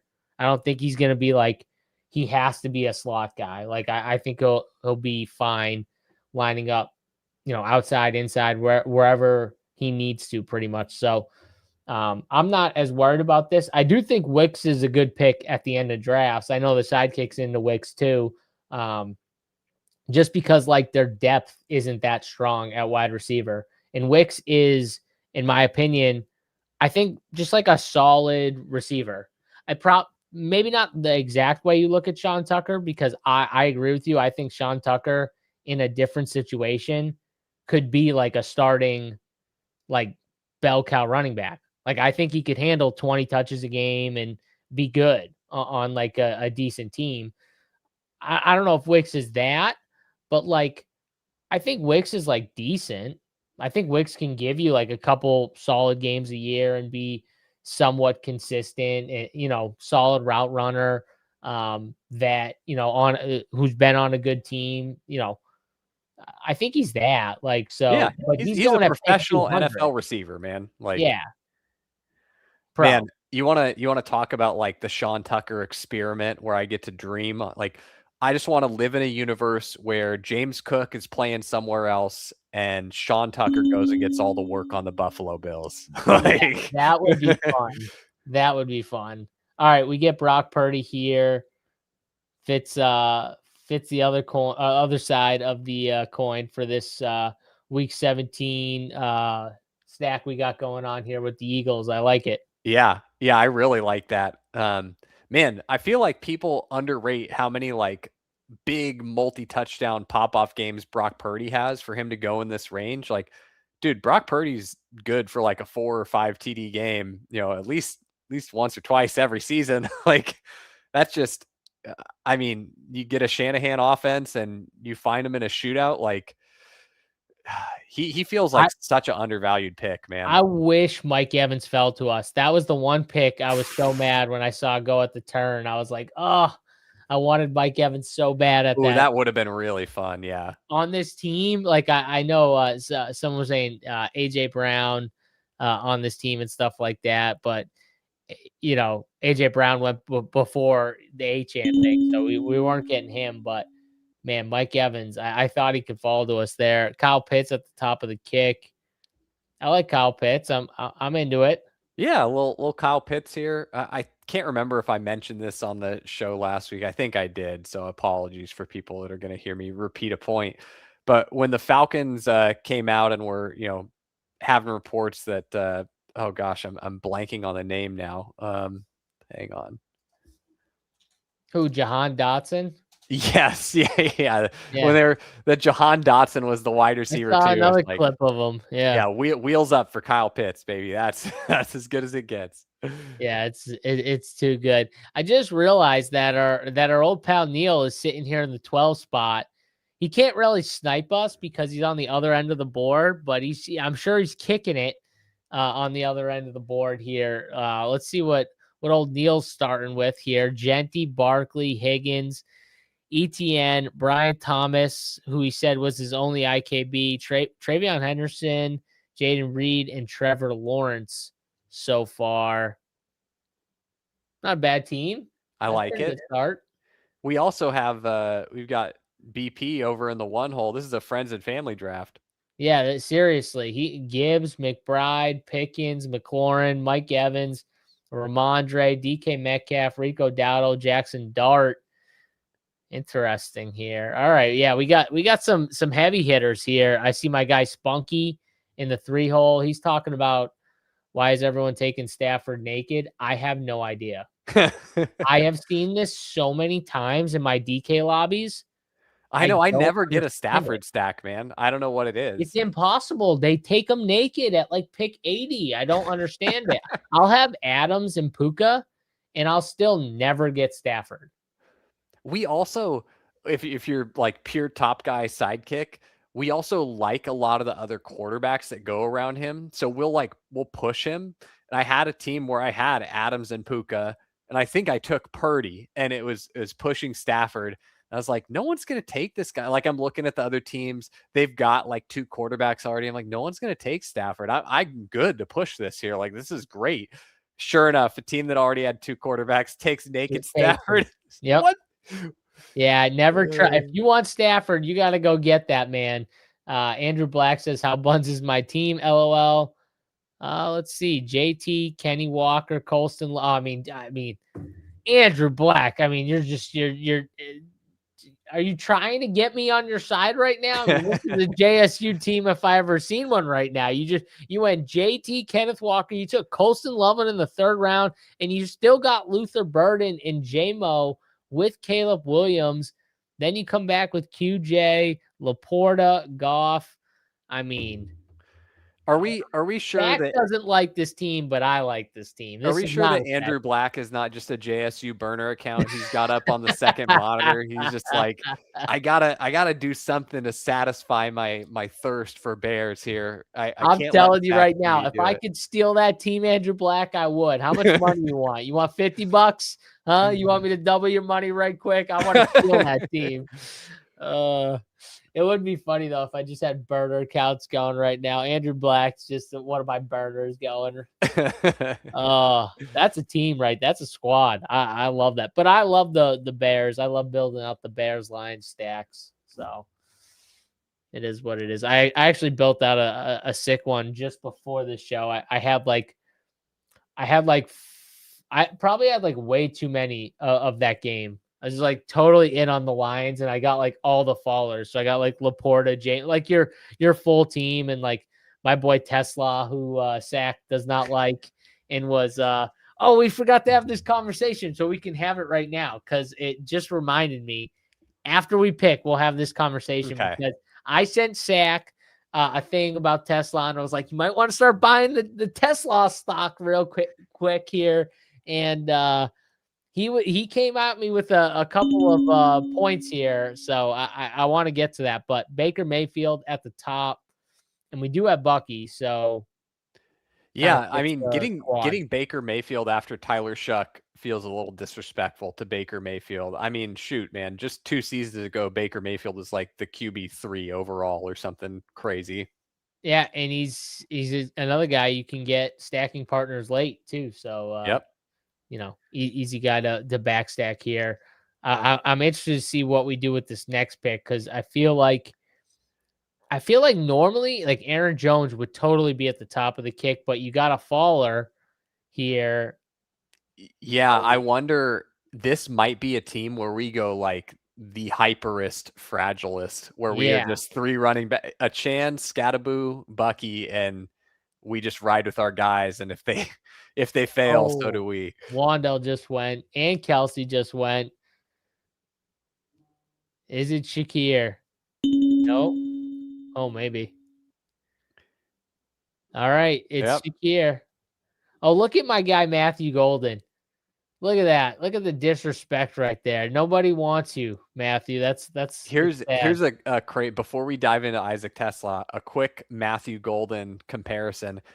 We were taking Matthew Golden in like the 6th round, sometimes as high as the 5th round last year, Yeah, right? that was disgusting. That And was he disgusting. was a 1st round draft pick, but I feel like people knew and talked about the fact that he was a pretty subpar prospect for going in the 1st round, right? But he had that 1st round draft capital.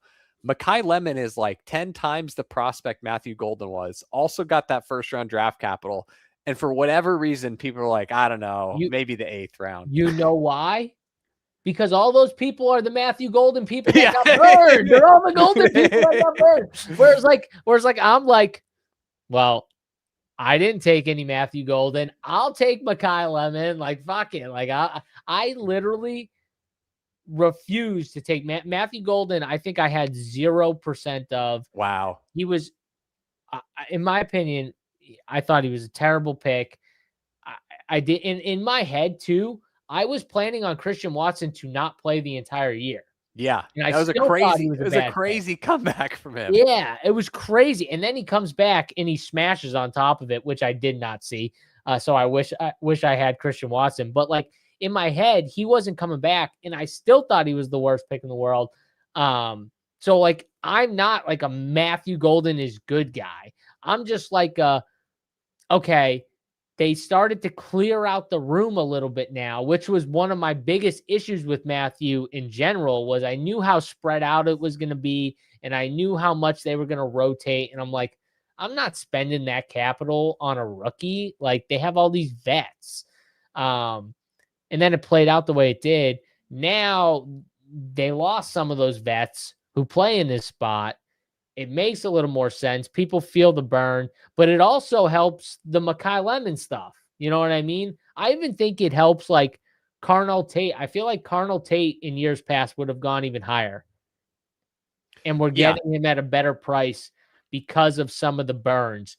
Marvin Harrison, even though he was a turn pick, like a lot of rookies, Ted McMillan, I think a lot of people have felt the burn on some of these rookies, and they're like, okay, maybe I got to dial it back a little bit on the rookies, but I think they're dialing it back a little too much on some of these guys now to where they're actually becoming values. Yeah. No, I think you nailed it there. Okay, we gotta return to our Tesla point. So we were chatting about Tesla. JSU's sending me Tesla hype. He's saying I gotta start buying my Tesla stonks.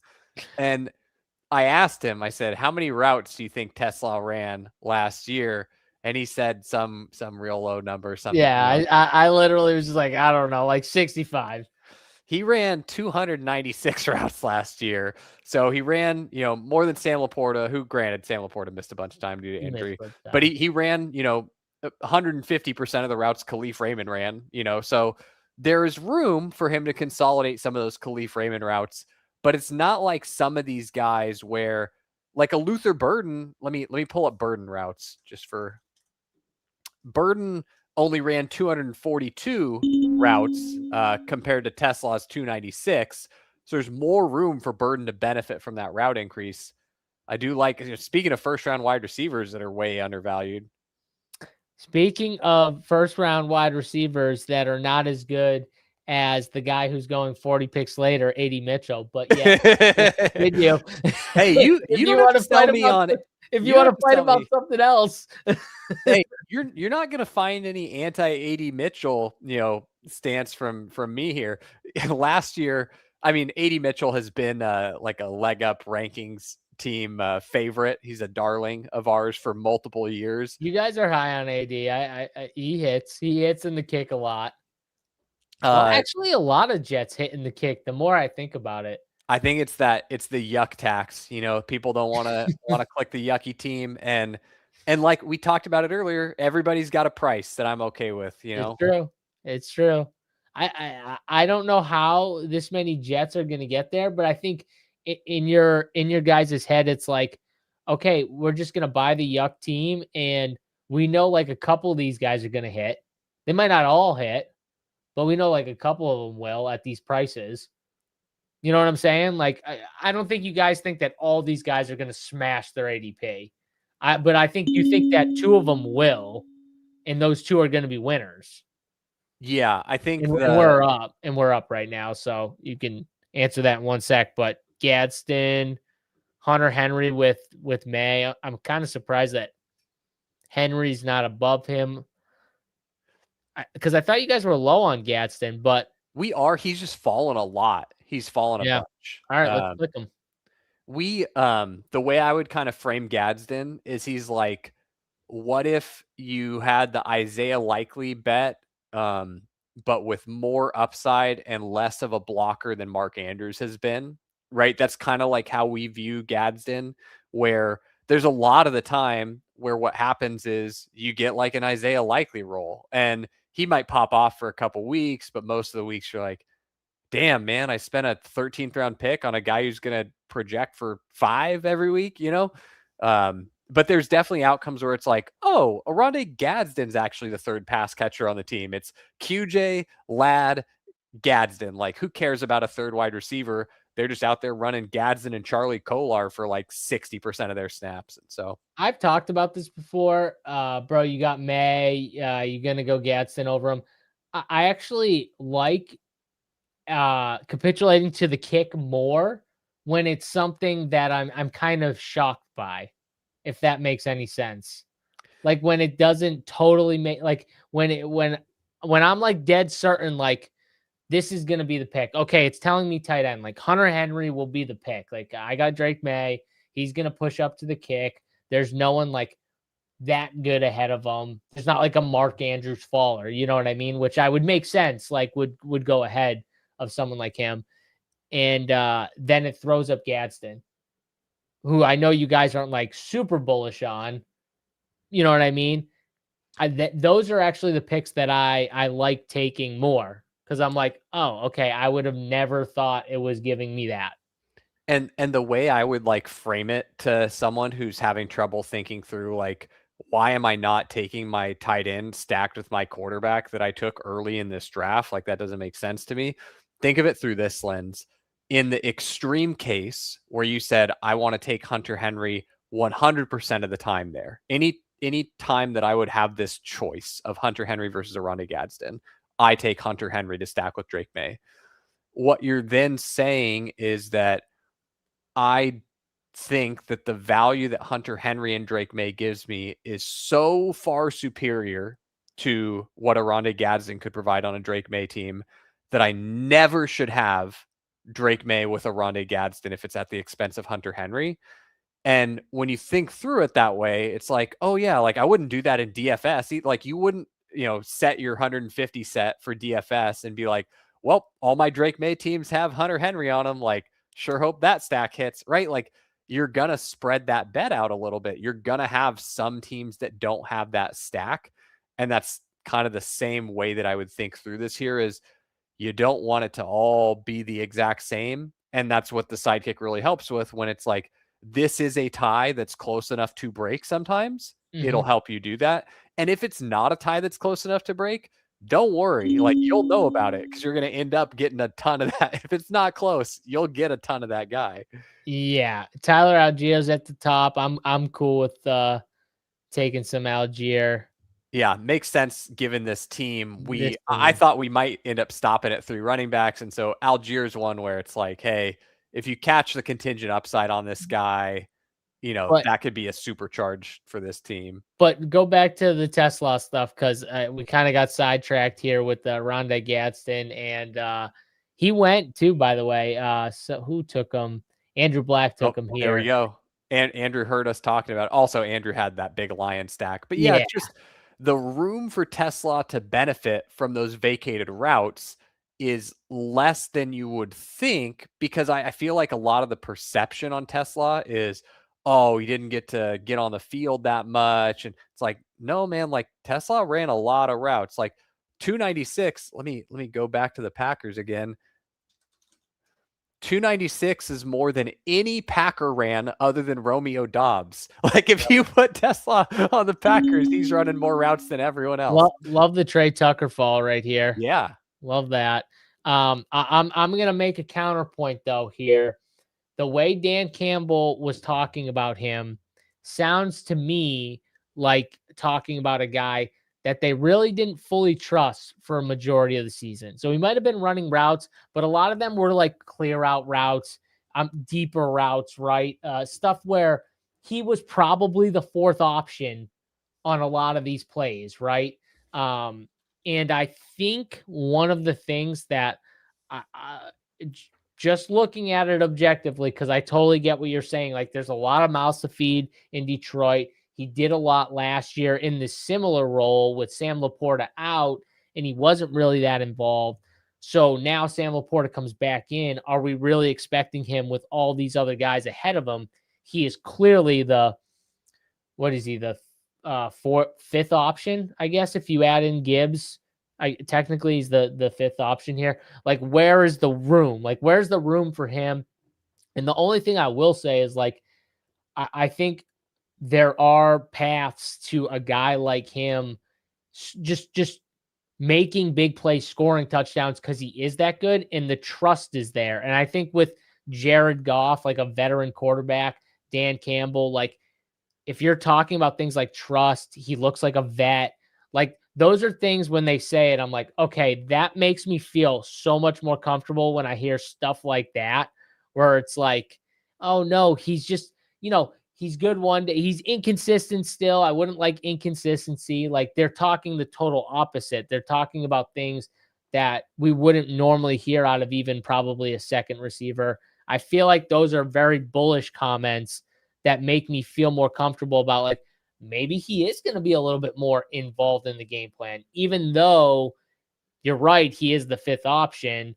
I think they're going to be more trusting of getting him more looks in the offense just naturally.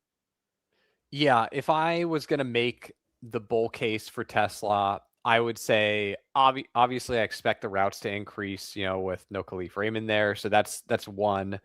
Yep. The like pushback to that is, okay, well, very neat. He gets more routes and he's getting, 9% targets per route run. So my next thing would be, well, really where I think like I don't want to make the bull case because I think it's fragile is if you tried to tell me that it's based on his targets per route run increasing substantially, I think that's the hardest sell to me. And I wouldn't make the bull case that way because it's like, who does it come from? Is he going to take targets out of Amon-Ra's mouth or Gibbs' mouth? Like, Amon-Ra's got a 29% targets per route run. Gibbs is 25%. Like, think about how good Jamison Williams is. Like, as a player, I was like, OG JMO Bull. Like, I got in on the ground You were a floor, JMO baby. guy? That was your guy? Yeah.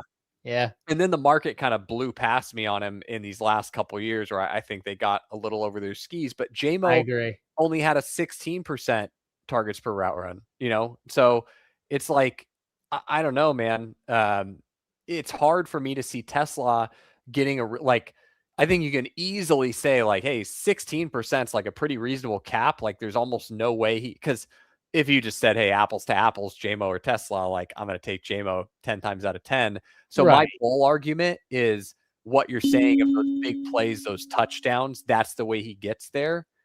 I do like Barner there, so I'm pretty happy with Which I that. do think that that would be the way he gets there. And I will just say too, like the offensive environment compared to the other guys in this range.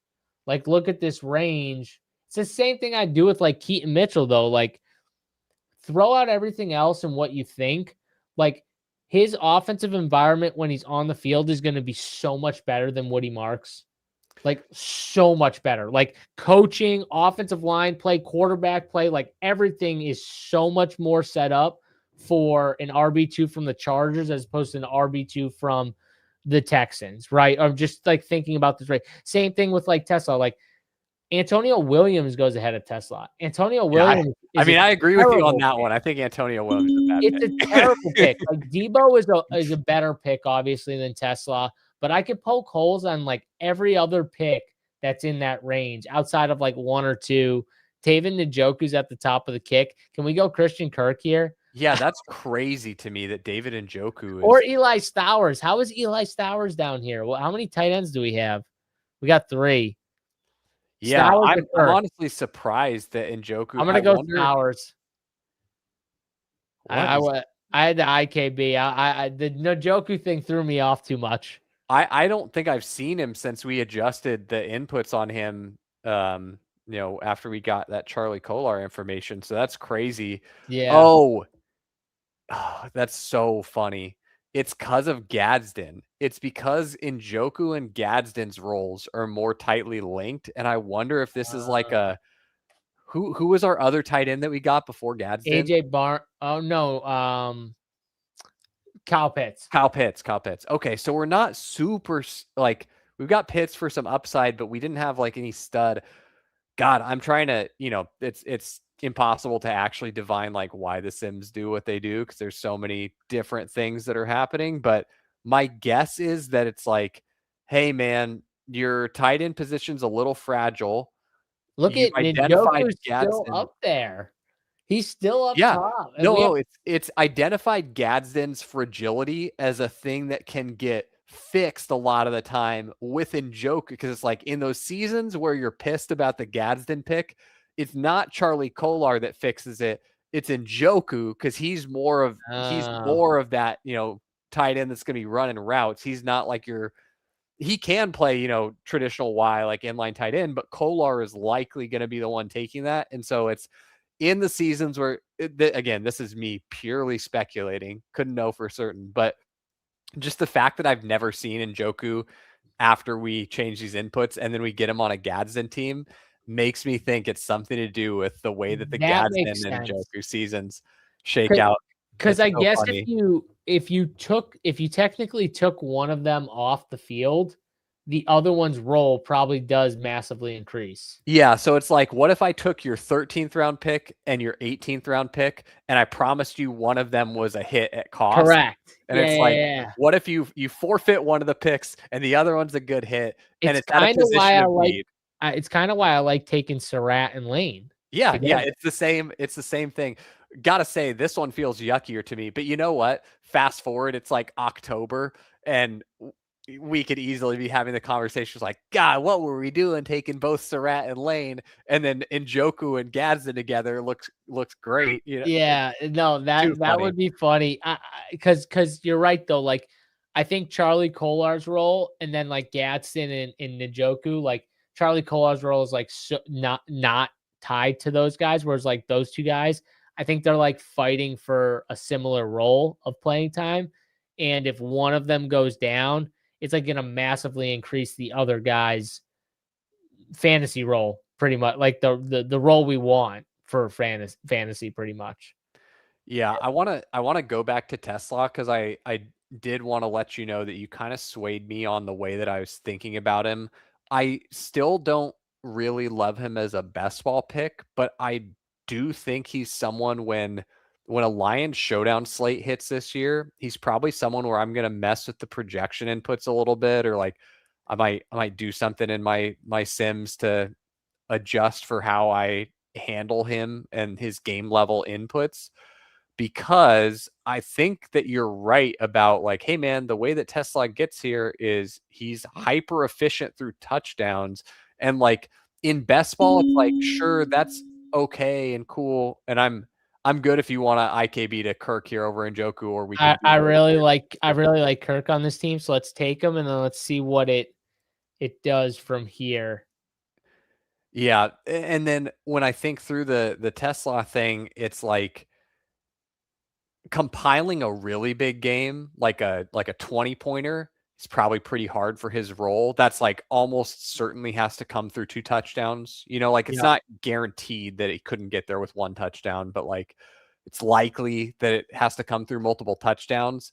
And but just a like if he goes 3 for 38 and 1 and he's only, 4K on Showdown, I'm pretty jazzed about it, you know? Mhm. Um, and Yeah. so he might be I'm looking at guys like that where it's like, where's a spot where projections could be fragile on a Showdown slate, or where like, the range He's of a great outcomes. example because he's Yeah. never gonna project well in those slates, and Yeah. he's a guy that can win you a slate randomly. We still got both these guys at the top. I I wanna IKB to Ville. He fits with Pitts. I'm big into Ville, and I think that's fine. The we'll only be able to pushback have I a would tight end at the end, unless yeah, the only pushback I would have, and I'm fine going Vele, is you it want might Njoku. want you to take 2 more tight ends. Oh. But I think it's fine either way. So, because in my head, I feel like we're gonna get one of these tight ends no matter Yeah. what as No our no one's tight end. sniping, both Njoku and Raritan from us. And Tonjes. Yeah. I think no matter what, that was my thought process, was like, I feel like we're gonna get one of these guys regardless. I like Ville.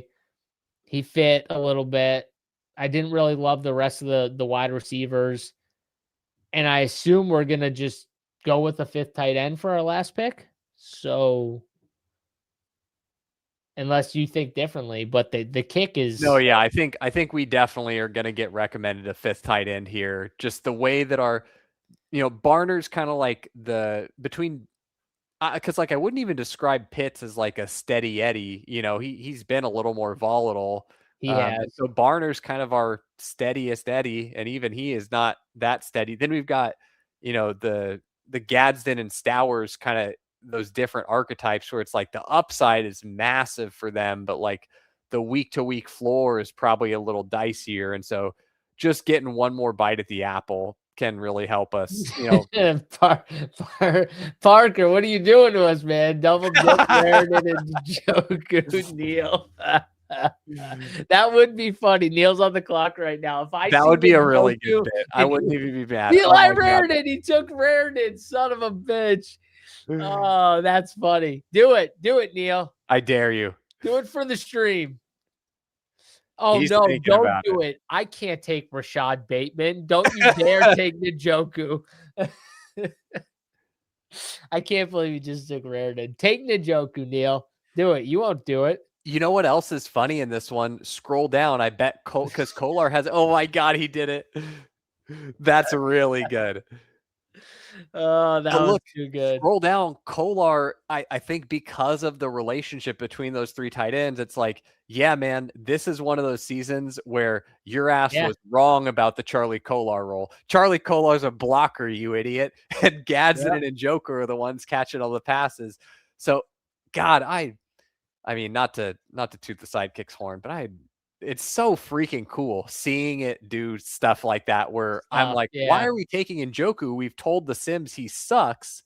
And then it's like, yeah, man, but there's some seasons where the way it all shakes out with And Kolar and Gadsden and Njoku. we kept trying to go away from it, and it still kept giving it to. Think about it. It was giving us Njoku since the 17th round. Yeah, yeah. It just kept. Dude. I kept trying to do things to get away from it. That's so cool.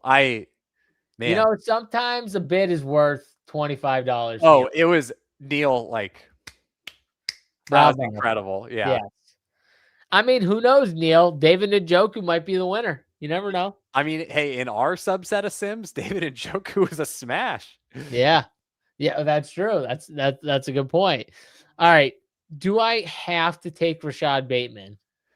I mean, you're allowed to IKB. I do like George Halani a lot here too. I'm kind of Halani pilled. Are you really?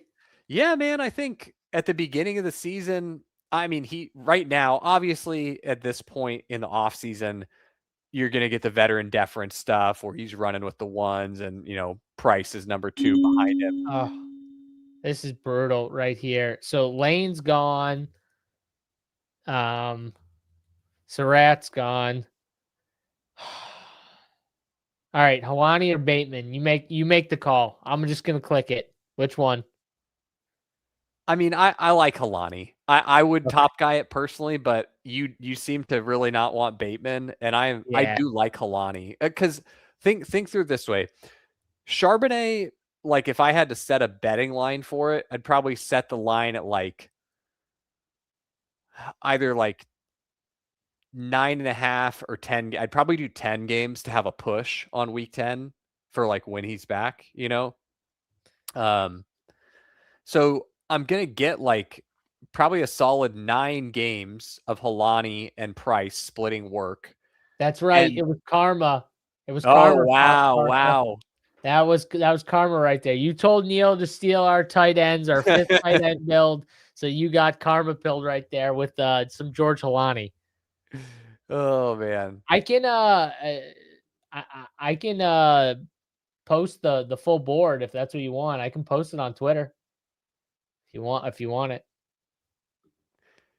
Yeah, but I think you think through like running backs aren't guaranteed to be good as rookies, right? Like they're allowed to be bad, right? Like we've gotten to watch that and observe it Oh yeah. recently. Like guys are allowed to be bad. What if Jadarian Price is just not that good and George Halani has to hold it down in this team too with this running back room where it's a Chan, Scattaboo, Bucky, and then we have Algier. Like Halani could really help us. If we get a week with a couple duds, Scattaboo doesn't find the end zone and the Dolphins have a full meltdown week and Algier is, just doing backup stuff. Like Halani's 11 points hitting the lineup might feel pretty good. What's the odds you would set that he's the starting running back week 1? Starting as in like he's the guy that takes the first snap with the team, or starting as in like leads the team in snaps or touches? Let's just say like he leads the team in snaps and touches. Or what? Yeah, what's the line you'd put on leading the snaps and touches? I don't think it would be like a massive gap to whoever does it. I don't think it's going to be like Halani or Price gets 25 and the other one gets 5. But yeah, what would be your line?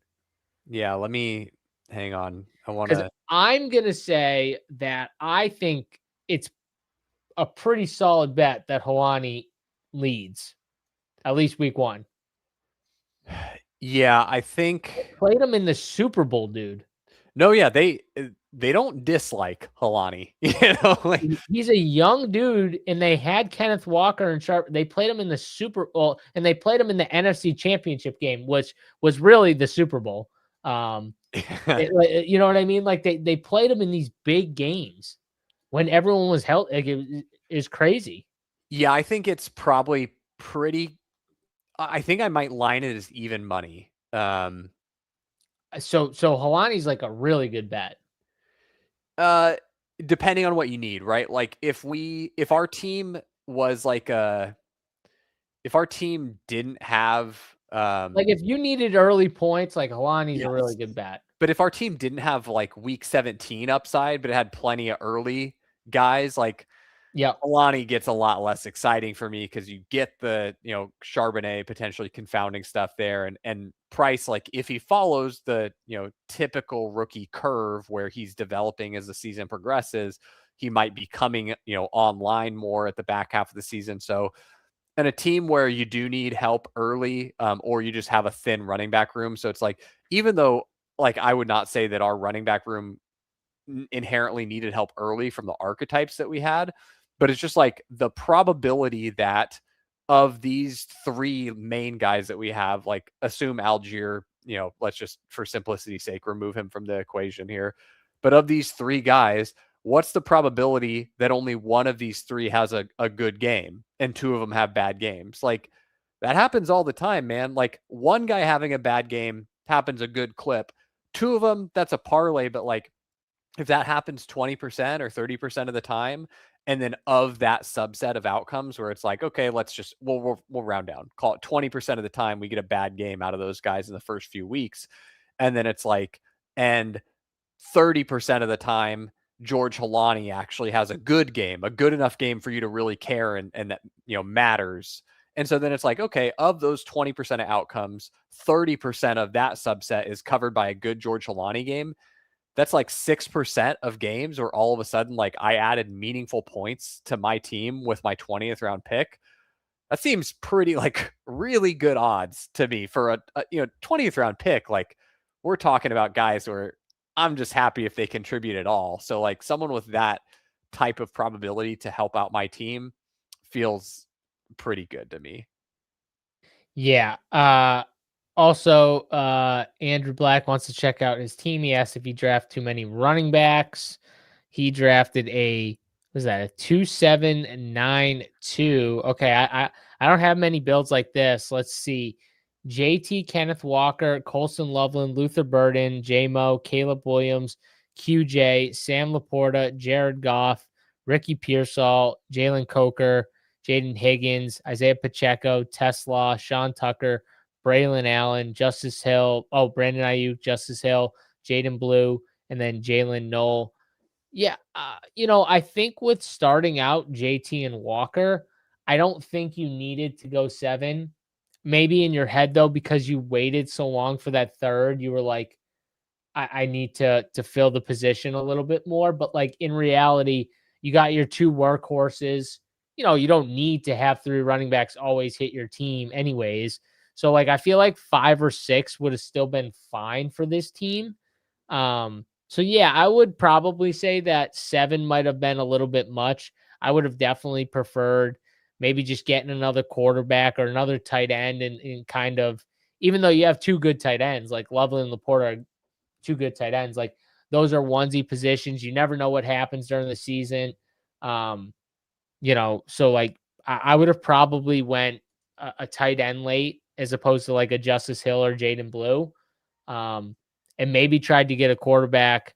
So I would have done 5 or 6 max for my running backs on a team like this, but probably 5 with JT and Kenny Walker.